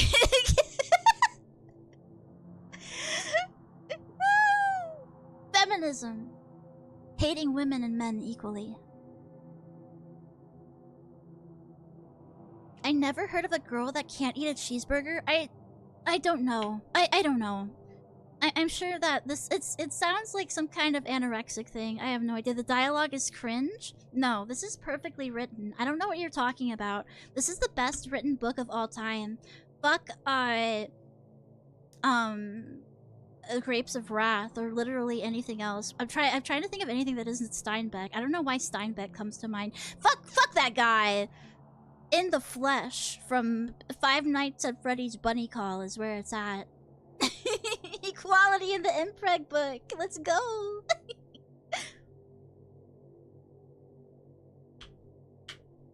The woman gets full from like 2 regular chicken strips. To be fair,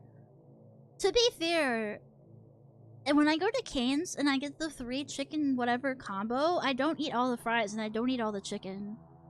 So, what is it? Chicken finger combo? You guys have Cane's? Yeah, like everywhere has Cane's. It's like the chicken finger restaurant with the dog mascot. She's a tiny old lady though. I'm not a tiny old lady. I'm a tiny young lady. Don't listen to anyone that tells you that I'm a hag. It's not true. Oh, I love chicken fingers too. That's crazy. You would think you would. Where do they get the chicken fingers from? Is it just like chicken nuggets, but they shape them in a different way? Not you, my grandma. You're a tiny critter. Yeah, that's better. That's better. That's what I like to hear. Critter, creature. Absolutely. Cheesecake for dessert. Matt definitely wanted cheesecake. He rarely ordered dessert, but he was going for it tonight. Stop, he told himself. Stop obsessing over food and notice your date. Well, he said finally, whatever you're doing, you should keep on doing it because you look fantastic. Thanks, she said, smiling. Good, Matt thought. When in doubt, give a compliment. It always smooths things over. When the food arrived, Matt felt like a starving lumberjack. The rare steak sat in an appetizing pool of blood. Oh, and when Matt cut into it, the meat was a purpley... Ew! The meat was a purpley red. That's not supposed to be blood, right? The stuff that's like comes out of the meat when you get like rare. I don't ever order rare or medium rare. I'm a weirdo. You guys will say that I am a freak, but I order well done. I'm sorry. I'll dip my steak in steak sauce. I don't want to chance it with that kind of thing, because like pork has like fucking parasite worms in it and stuff. I'm sure that beef does too if you don't cook it properly. Blue rare. Unsubbed. That's fine. I can take this L. Unsub! No! No! Not multiple unsubs. I can't take that L. To be fair, I do go for medium well. Medium well when I trust the restaurant. But the thing is I just don't trust restaurants. I'm sorry, I don't. If it was my cooking, maybe.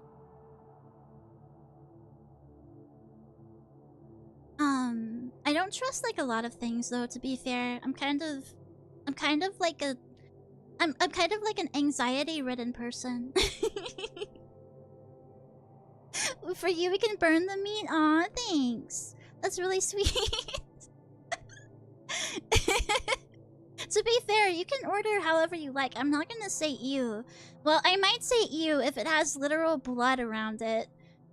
That's gross. That's not what it's supposed to happen. It's supposed to be just like juices from the meat. It's not like blood, right?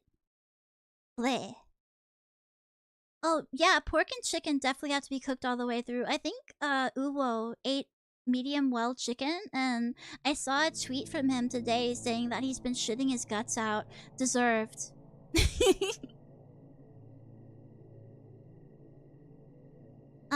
When the food arrived, Matt felt like a starving lumberjack. I read that. The rare steak sat in blood. Yeah. I think I just heard it moo, Madison said as Matt held a dripping chunk of meat to his lips. Well, you won't hear it long because it's going to be in my belly. Matt again with the riz. Matt said the nearly raw meat was delicious, so intensely so that Matt closed his eyes as he chewed. He ignored the vegetables on his plate and sawed into the meat over and over again, cutting off big chunks that filled his cheeks as he chewed. He resented how the knife and fork slowed down his eating. Really, it would make much more sense to just pick up the steak and rend off chunks with his canines. That's what they were for, weren't they? table manners, all the rules of etiquette, really were just ways to delay the body getting what it needed. And Matt's body needed this meat. That's a choice sentence taken out of context. He wasn't quite sure when he had picked up the large T-bone from the center of the steak and started gnawing it, growling to himself with animal pleasure. But then he felt Madison's eyes on him. She was sitting across from him, holding a forkful of lettuce in midair, staring at him like he was an exhibit in a zoo. Then he felt the eyes of the other customers at the other tables as well. He set down the bone. I went to the doctor the other day, he lied. He said I was terribly anemic. I must have needed this red meat something fierce. You must have, Madison said. She reached into her handbag, pulled out her phone, and looked at it for a second. Oh no, she said. I just got a text from my roommate.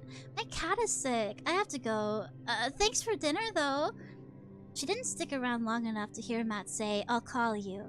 Why couldn't he satisfy this bottomless hunger? His steak was gone now, and so were the baked potato and cream spinach. He reached across the table for the rest of Madison's mostly uneaten salad. It would be a shame for it to go to waste. As Matt got undressed for his bedtime shower, he caught a glimpse of his reflection in the bathroom mirror and almost didn't recognize himself. His belly was definitely getting bigger. He was bloated from the enormous dinner he had eaten at the steakhouse, but this seemed like more than standard post-meal bloat. Matt looked at his handsome face and shrugged. What were a few more pounds? He was still looking good, and historically, being a man with a little extra weight was a sign of prosperity. Yeah, it's like, see, do you see what I mean with the feeder fetish, right? This isn't just like pregnancy fetish. The feederism is in here too. I told you guys, I'm not wrong. And remember, this is for children. Matt woke up with a goal that was crystal clear in its simplicity: to make it to the bathroom before it was too late. He threw out the covers and ran, then spewed the remains of last night's huge and expensive dinner into the porcelain bowl. He retched and gagged long afterward. Oh my god, that's gonna make me puke. That's gross. Ugh. Okay, I'm not reading the rest of that. Strangely, he still felt bloated afterward, and his belly was still distended. Was this some kind of weird virus, the symptoms of which were cycles of extreme nausea followed by extreme hunger? If it was a virus, it was certainly hanging on a long time. He would have to ask people at work if they had heard of anybody else having the same symptom.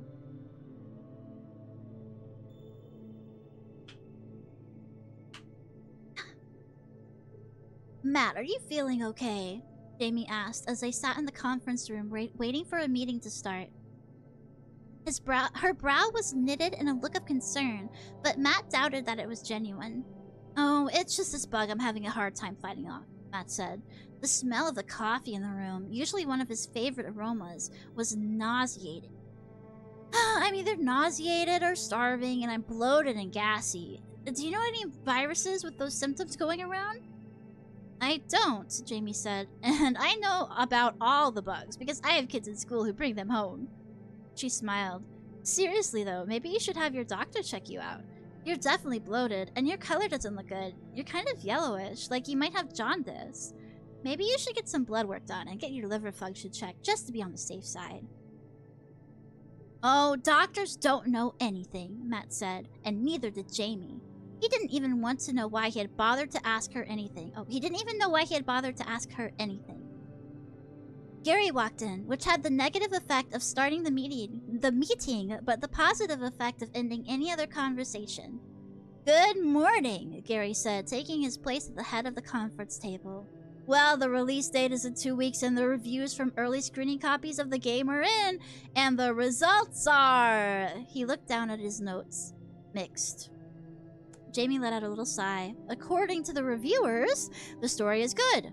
With the gameplay is challenging, and the number of jump scares is consistent with what FNAF fans expect. He cleared his throat. However, every single reviewer agreed on one fact. The AI design of Springtrap is sloppy and not up to the game's usual standards. Gary didn't call out Matt by name, but he might as well have. With Springtrap's bizarre series of regenerations and deaths after Matt had left him to wander the maze, Matt had really needed to rush to create a new AI to plug into the game. But he had been confident that despite the last-minute nature of the work, he had still done a good job. Well, good enough anyway. Oh, is that what reviewers are saying? Matt said. His face heated up with anger. Are you gonna tell me who these people are? Or are they really just you? Hey, Gary said, holding his hands up as if defending himself. No need to get all riled up. I'm just saying that in this competitive climate, nobody can afford to be doing anything but their best work. I always do my best work, Matt said, raising his voice. In fact, I would be doing some of it right now if you weren't wasting my time in this pointless meeting. Jamie reached out to touch Matt's arm, but he jerked it away. I know these meetings take time away that you would use to work and think, Gary said, and I promise this one won't last long. But after the meeting, Matt, as you're working and thinking, I would suggest that one of the things you think about is the appropriate way to talk to your supervisor. Matt's gonna tell us not to come into work tomorrow, isn't he? He's just, like, emotional, you know? It's just, like, it's almost as if a bunch of hormones are flooding his body and, like, making him act irrationally. I wonder why that is. Matt drove home in a rage. He broke the speed limit by double digits and powered through red lights. Let a cop pull me over, he thought, just to let him. Both anger and hunger were gnawing at him, even though he was so bloated and gassy that it felt like a pinprick to his stomach would cause it to pop like a balloon. When he drove by a burger joint, the smell of hot grease lured him to turn in. He went through the drive-thru and ordered a double bacon cheeseburger, large fries, and a chocolate shake. Food that he would generally dismiss as too unhealthy for human consumption. Not wanting to have to slow down his eating because he was also driving, he pulled into a parking space and devoured the greasy meat and carbs like a ravenous wolverine. No, stop please? No, why? Why? You don't like that visual of him popping like a balloon and all of his smelly gas leaking out? That's not your thing? I see. As weird as this is, I'm having fun. It's a very fun story. It's a very fun story. His hunger subsided some. His anger did not. When he got to the apartment, Jason was packing video games from his shelf into a cardboard box. Other filled boxes were scattered across the floor. What's going on? Matt asked, though he had a feeling he knew. Listen, man, Jason said, not looking up at him. Megan finally told me what you did. She said she almost didn't because we're roommates, but then she decided that I needed to know. She said you hit on her when you were supposed to be getting to know Eva. You gave her your number when you knew she was on a date with me. Not cool, man.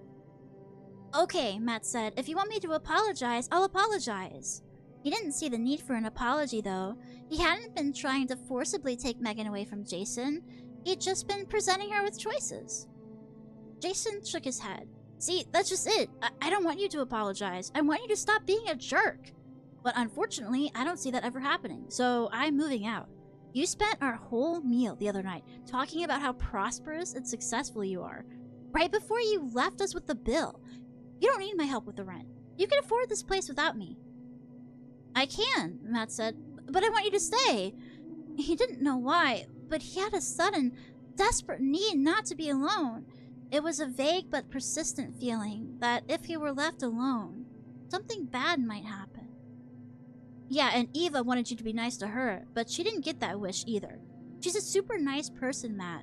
She deserved better. Yeah, you fixed me up with the girl with the great personality, Matt said, laughing bitterly. You kept the pretty one for yourself. Jason threw up his hands. Okay, look. I can't have this conversation right now. I'm leaving. Tonight, I'm borrowing a truck from a buddy. I'll come back in the morning and get my stuff when you're at work. I think it's best if you and I stay out of each other's way for a while. Jason grabbed his keys and was out the door. Matt got a beer from the fridge and sat down on the couch. How had things gotten so bad so fast? He didn't really need to ask. He knew the answer. Do you think that it's dawned on him, chat? Do you think that he's finally having a moment where he self-reflects and becomes a better person, like I said?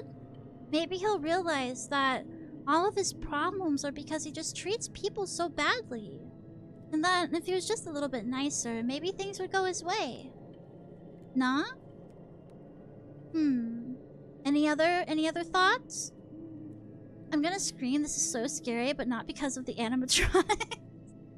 Plot twist, he gets worse? Hello, hi there. I can fix him. Please, please, please, please, just find someone better, please. Don't even bother. It was the rabbit. He couldn't explain it, but somehow the rabbit was to blame. The beer tasted sour and unpleasant, and Matt felt the sickly blooming of a headache above his right temple. He reached up to massage his head and felt a hard knob pushing against his scalp. Was it possible he'd gotten hit in the head hard enough for a knot to form and he didn't remember it? And if he didn't remember it, what did that mean? That he had some kind of brain injury that was causing him to lose his mind? Or maybe it was his physical health, not his mental health he should be worried about. Matt needed someone to talk to about his problems, but there was no one. Hannah had abandoned him. A string of ungrateful girlfriends had abandoned him. And now Jason, his best friend, had abandoned him. I'm close, keep going. This isn't click holding. These aren't jerk-off instructions. I'm sorry. I mean, if it's your thing, go ahead. Who am I? Who am I to who am I to sour a good time? As if that weren't all bad enough, he was underappreciated and criticized at work. Perhaps such loneliness was the sad price to pay for his brilliance. Like so many other geniuses before him, he was isolated and misunderstood. For the first time in his adult life, Matt found himself crying real tears. Isn't that so sad, chat? Don't you feel bad for him? Don't you feel so bad for him? He's unappreciated and unloved and alone. Matt couldn't fasten his pants.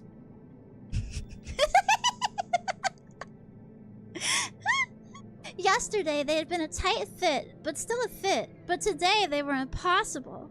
Today, he had lounged around in pajama pants all day, but now, trying to fit into real pants, it was apparent that his belly had swollen such that his size 34 waistline was only a fond memory. He tried another, more forgiving pair, and then another, all to no avail. The discarded pants lay strewn on his bed. The problem was that he had a date in a few minutes. How does he keep getting dates? He has like a date every day. How? How? Oh my god. No, that's not why I giggled. Don't you say that. Don't put that curse upon me. When do we get Matt's 3 measurements? He said how tall he is already, I think, right?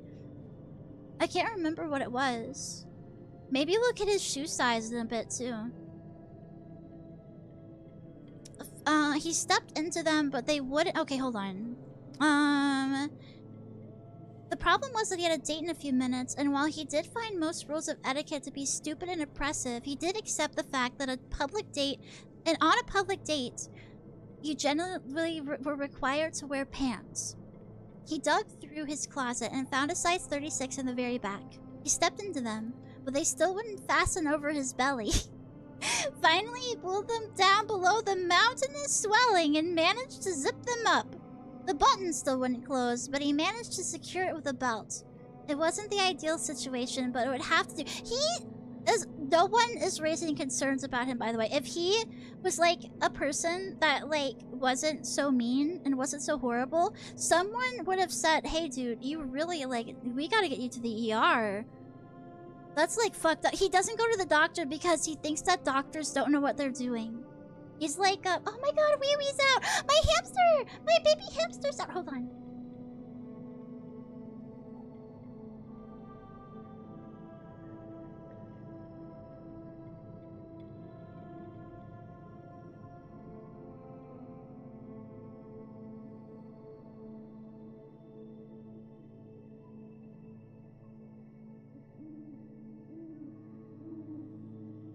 I saw him peek out, and that's he's like bright white against like the rest of his cage, so I saw him peek out. I said hi to him. He's gotta wait to get some food. He has food. Don't worry, he's not. I could give bits of spinach or something. I'll do that in a little bit. He's busy and he's doing stuff. Live Lily reaction, yeah. I'm really glad we're doing something like this at night instead of like something where I'd be like yelling and screaming, because I think he's like more comfortable. You know what I mean? he probably wouldn't be out and running if I was like if I was streaming the way I normally do. Anyway, sorry for the distraction. You guys can say hi to him if you wish, and I will tell him later on. He likes to hear from you, trust me. What is this? Okay, Matt had arranged to meet his new date, another internet acquaintance, in a bar. This way, he reasoned, if the date turned out to be as disastrous as his last ones, at least he wouldn't have to pay for dinner. The bar was one of those sleek, modern places favored by young urban professionals, all chrome and glass and indirect lighting. Walking in, he caught his reflection in one of the place's many mirrors and was momentarily startled. His belly was so bloated that the buttons of his shirt were straining, the gaps between the buttons revealing his yellowish skin. This is a terrible, horrifying visual. This dude is so fucking, like, nasty right now. What the heck? I forgot that he was, like, yellow. I forgot he had jaundice at the same time. I think you're the only Cyclops that looks hot. Well, thank you. I am. I'm the best looking one, the most prettiest and perfectest. He really is becoming Homer Simpson. This is not only feederism and pregnancy, mpreg, it's also transformation. His face and hair were drenched in sweat, and was it his imagination, or was his hair also getting thinner? Still, Matt knew that he had a lot more going for him than any of the losers in this bar. Emma, that was the new girl's name, right?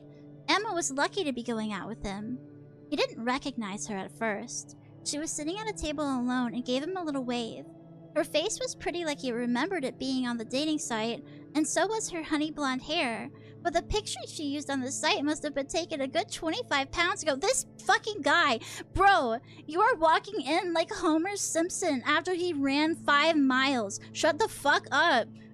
Thanks for the sub. Thanks everyone that's subscribed, by the way. Yeah, truly ugly bastard transformation. This guy has no room to fucking talk. I bet you don't look like your picture either. This fucking guy.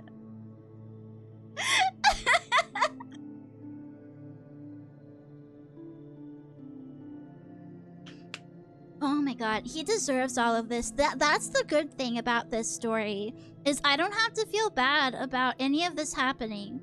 He deserves everything that he gets.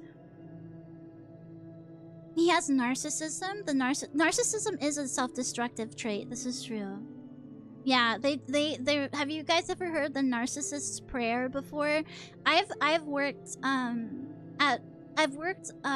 not like with coworkers that had narcissism, but with patients, and it's very, very true. They often think lowly of themselves, so they have to like control what other people think about them. They have to like make sure that they're perceived right, and they're also like very, very, very like self-destructive. Yes, this dude makes me want to hit the gym and get massive. Yeah, that's a good thing. That's like a good reaction. Honestly, it just makes me feel better about myself, that I'm not this guy, that I'm not this horrible of person. It is, yeah, it's like schizophrenia. It's very sad because like you just know that they're like living like kind of in a tortured sort of way. It's really bad because like especially with schizophrenia, what they see to them, like what they see or hear is very real to them, and when you like take that into account, like they probably are hearing lots of really horrible things. Like that's very sad. Cluster B, yeah. Cluster B disorders are very very stressful to work with. Can't stay for long. I get off at 12, which is about to be soon. Well, thank you for stopping in. Thank you for the sub. I'm glad that you managed to stay for a little bit, and I hope the rest of your night goes well. Okay, so this girl's a little bit chunkier than she pictured herself. Well, not that she presented herself to be. Okay, the girl was chunky. It was a good thing he hadn't committed to taking her out to dinner. He probably couldn't afford to feed her. Well, it was too late to slip out now. She had already spotted him. He pasted on a smile and walked up to the table. Emma? Matt! She smiled broadly and gestured for him to sit down. So what are we drinking? Appletini? One fruity girl drink coming up. Let me go converse with the barkeep. He went to the bar and ordered the girl drink for Emma and a martini for himself. It was strong, but he had a feeling he was gonna need it to get through this date. How is this about FNAF? Because he's working on a FNAF game. He's the game developer guy behind a new FNAF VR game. It's very important to the story. It's definitely not just a reason for this person to write all of their fetishes into a book that's being put out for children. Absolutely not. When did that get mentioned? It was near the... When did we last mention it? That's... You know what? That's a good point. It's been a little bit. I think it's been since he got scolded by his boss. He got scolded by his boss, and his boss was like, "You're not doing very well." And then he had a hissy fit. "Yum, thank you," Emma said when he set down the toxic-looking green drink in front of her. "Thanks for picking out this place. It's really cool. I'm ashamed to admit I don't get out much. Most nights after work, I just put on my pajamas and watch Netflix." And eat a gallon of ice cream, Matt thought, but he just smiled and nodded. "Yeah, sometimes I just end up hanging out with my roommate and playing video games," Matt said. Then he remembered Jason wasn't his roommate anymore. No need to tell her that, though. He'd already decided he was never going to see her again. "Well, you're a video game developer," she said, sipping her cocktail. "So when you hang out and play video games, that's like research, right?" He managed a strained smile. Something was happening in his abdomen. Pressure was building in an unpleasant way, almost like a force was pushing his belly from the inside. He took a sip of his martini, which hit his stomach like battery acid. He must have grimaced because Emma asked, "Are you okay?" Sure, he said. But he wasn't. He felt like he was going to burst like an overripe berry. He couldn't sit here and make polite chit-chat. But let me just go ahead and tell you right now, this is gonna work out. So, you enjoy your drink, and I'm gonna say goodnight. "Now just wait a second," Emma said. "You've barely even talked to me. It's way too soon to figure out whether you think I'm interesting or not. So tell me, how do you know that this isn't gonna work out?" Was she going to force him to say it? Apparently she was. "Okay, Emma, I'm sure you have a great personality, but when you post a picture of yourself on a dating site, it needs to look like you, not you 25 pounds ago." Emma's mouth dropped open. "I can't believe you have the nerve to say that to me. First of all, it's shallow and offensive, but second of all, have you looked in a mirror lately? Feel free, they're everywhere in this place. Your picture online is at least 35 pounds ago. Did I notice that when you came in? Sure, but it didn't bother me. What does bother me is that you're a gigantic hypocrite." "Fine, well, I think the one thing we can mutually agree on is that this date is over." Matt stood up, and when he did, he heard an odd pop, pop, pop sound as though someone were making popcorn. "Hi there, hey. "No, Emma, run away." Well, you know what? She told him. Yeah, she fucking told him. Exactly what I said. This guy looks like Homer fucking Simpson coming in here. He cannot talk. Then he felt a cool breeze over his torso. Looking down, he realized that his bloated belly had caused all of the buttons of his shirt to pop off, and it was now exposed for the general public to see. That's okay, I'm gonna let you guys in on a little secret. That's like 100% like a fetish thing. The buttons popping is something that like gets focused on in fetish art of like weight gain and such things. Weight gain and probably like vor and stuff too. This is porn. It is. Yeah, it definitely is. That's why I find it so fascinating. It's sandwiched in between two relatively tame stories too, from what I remember. Two stories that definitely at least are not as bad as this one. This is probably like the worst one. In terms of like fetishistic content. Emma laughed. She laughed so hard she snorted. She laughed until her eyes watered.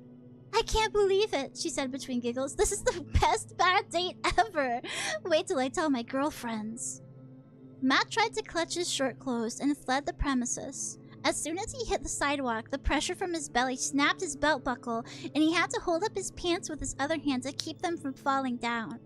He relinquished his grip on his shirt long enough to get into his car. He just needed to get home so this terrible night would be over. Let me see how many pages we have left here. 1, 2, 3. We have only 3 pages left, so we're almost at the end. We're almost at the end.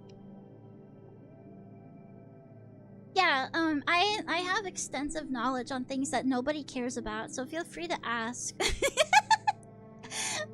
Okay, back at his apartment, Matt... Hold on, let me take a drink.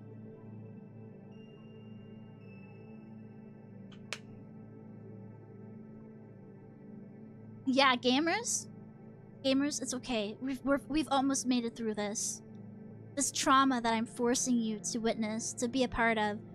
Back at his apartment, Matt changed into a baggy t-shirt and a pair of elastic-waisted pajama pants.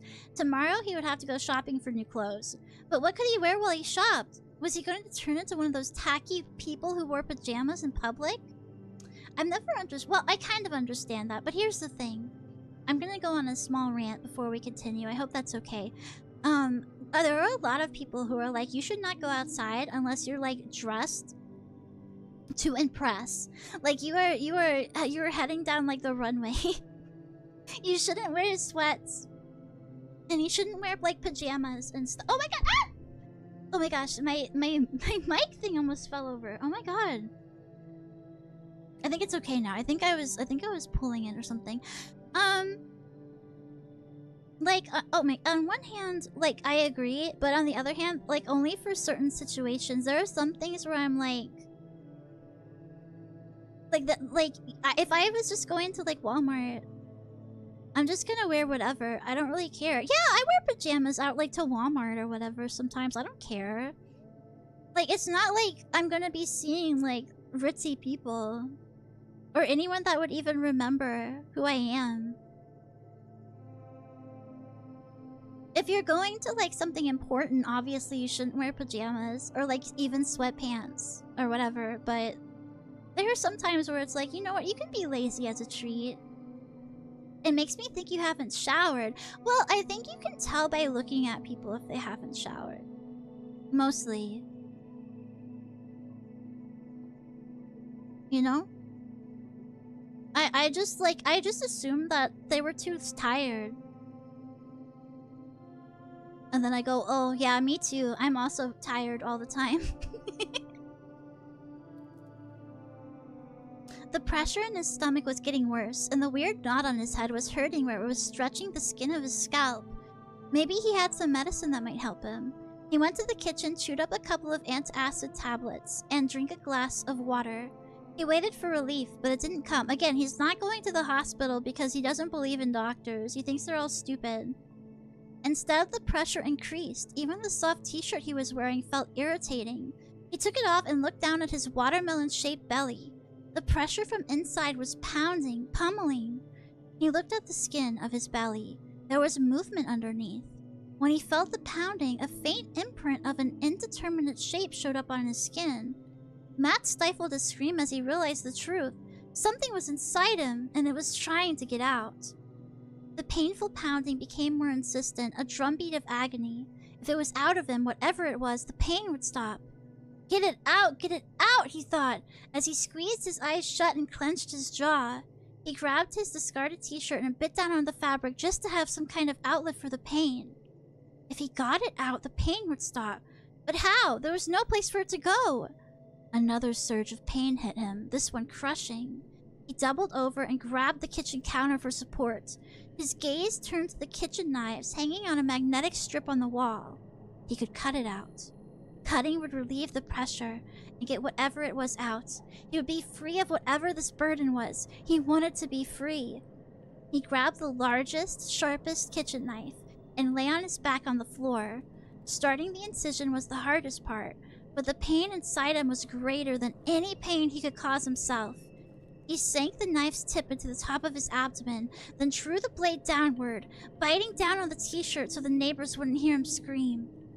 There was pain, but there was also relief. The pressure stopped, the blood flowed, and Matt saw, emerging from the incision, one long green rabbit ear. The whole rabbit emerged, wet and slimy with mucus, a perfectly formed spring trap, the size of a healthy newborn infant. But unlike a newborn infant, the rabbit could pull itself out of the incision, land in a kneeling position on the kitchen floor, and then rise to stand. The blood loss was making Matt fade in and out of consciousness, but even in his addled state, he could see that the creature he had spawned was Springtrap, but somehow not Springtrap. This one was realer, more organic than the one in the video game. Matt's mind drifted back to a story his mom had read to him when he was little about a stuffed toy rabbit that had wished so hard to be real that it became real. The Springtrap that stood over Matt's bleeding body was not an amalgamation of code that somebody like him had programmed into a computer. This Springtrap was real. The green rabbit sat down on the floor beside Matt and rested Matt's head in its furry lap. It felt nice. Matt was losing so much blood. Could a person lose this much blood and still stay alive? The rabbit stroked Matt's cheek. Matt didn't know if he heard the word come out of the rabbit's mouth, or if it was only in his own head. Daddy. So you entered the apartment and found him like this. The police officer was taking notes as they talked in the blood-drenched kitchen. Yes, officer. Jason was shaking, and he could feel his heart thudding in his chest. I was moving out of the apartment, and I came here about 10 o'clock to get my stuff. 10 a.m.? The officer asked. Yes, sir. I thought Matt would be at work, but instead I found him here. He heard the sob in his voice. He was trying to hold it together, but he wasn't succeeding. So you were roommates, but you were moving out of the apartment, the officer said. Had a disagreement? Yeah, kind of, but just a little one. Nothing that would lead me to do something like this. And I mean, I'm not a violent person. I could never do something like this anyway. Jason wished that somebody would cover up the body, but even when they did, he knew he couldn't unsee it. Matt was gutted like a fish, his shirtless torso a gaping hole. Blood had gushed from the sides of the wound, and now formed a large, congealing puddle on the kitchen floor. The now bloody kitchen knife Jason had used countless times to chop vegetables was in Matt's lifeless hand. Did your roommate have any enemies? Anybody who would wish him ill? The officer asked. Well, I mean, Matt was a prickly guy, not always the easiest person to get along with, but just because he could be annoying didn't mean that anybody wanted him dead. The officer nodded. Had he shown any signs of depression or suicidal thoughts? I think he was kind of depressed, yeah, Jason said. He'd had a nasty divorce and breakups from a few rebound relationships after that. I also got the feeling that there was a lot of stress at work, though he wasn't the kind of person who'd talk about that kind of thing much. Jason looked down at his friend's body. It was the last thing he wanted to see, so why did he keep looking at it? Why would someone do this to themselves? The officer looked up from his notes. Well, son, in my line of work, you never stop being surprised about what people are capable of. He looked down at the body, then squinted as if he were seeing something he hadn't noticed before. He put on a plastic glove, then squatted on the floor, reaching for something. It was a clump of something green and fuzzy, like the artificial fur from a stuffed animal. Do you have any idea what this could be? The officer asked. Jason looked at the unfamiliar green fur. It was covered in an unpleasant slime, like a clear mucus. I have no idea, Jason said. The officer rolled slimy hairs between his finger and thumb, looking at them with apparent confusion, then shrugged and wiped his hand on a clean paper towel. And that's it. That is the story. That is in the flesh. From the Five Nights at Freddy's 5th anthology book, Bunny Call. Oh, there's Wee Wee again. Oh, he's digging around. He's digging around beside his wheel. I see him. I see his little paws working. Oh, he's so hardworking. He does such a good job. Oh, he's so cute. He's digging a little hole for himself. Oh, that's so cute. I'm sorry. Yeah, that's the whole story. So yeah, he was an asshole, and the Springtrap inside the game that he tortured, like, stung him and implanted a smaller Springtrap inside of him to burst out of him. Yeah. And everyone hated him. The end.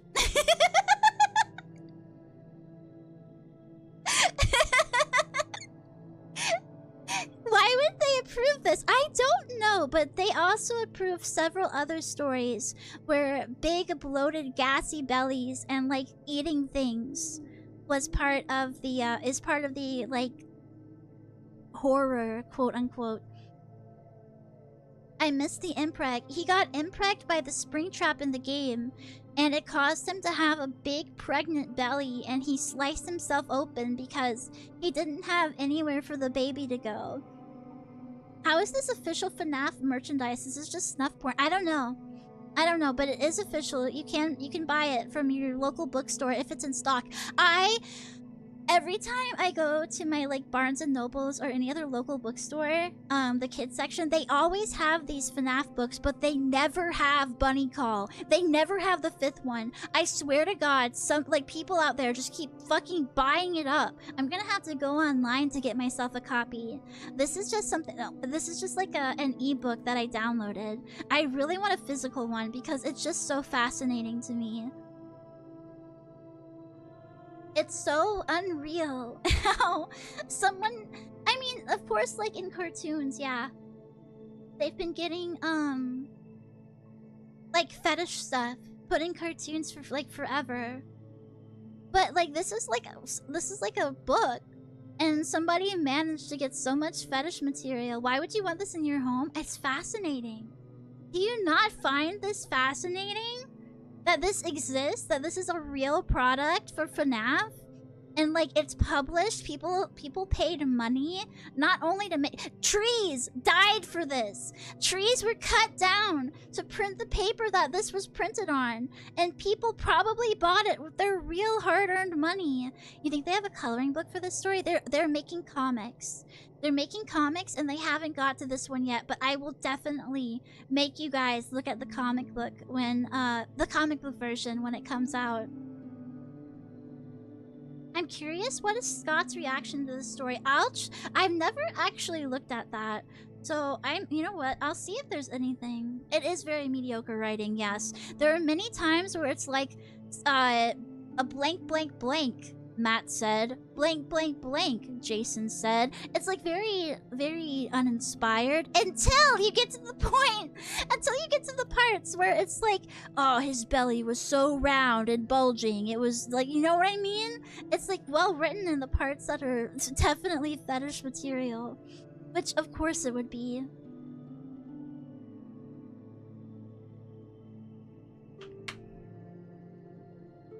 Yeah, if you think you're a bad writer and you can't get published, just write for the FNAF books. Let me see. In the flesh, Scott Coffin's reaction. Let me see if I can get anything.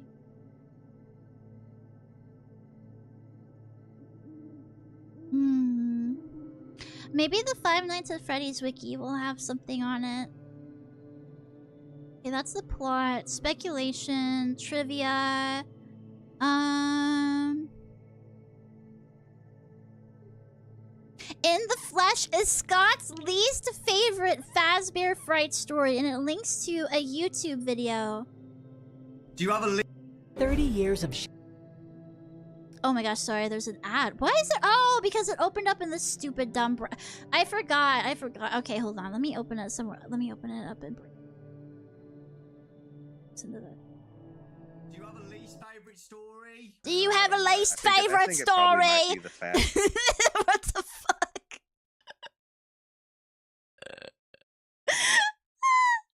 This is gonna be really creepy, but then you step back and look at it from afar. Hold on, and you're like, hold on. We have to hear that again.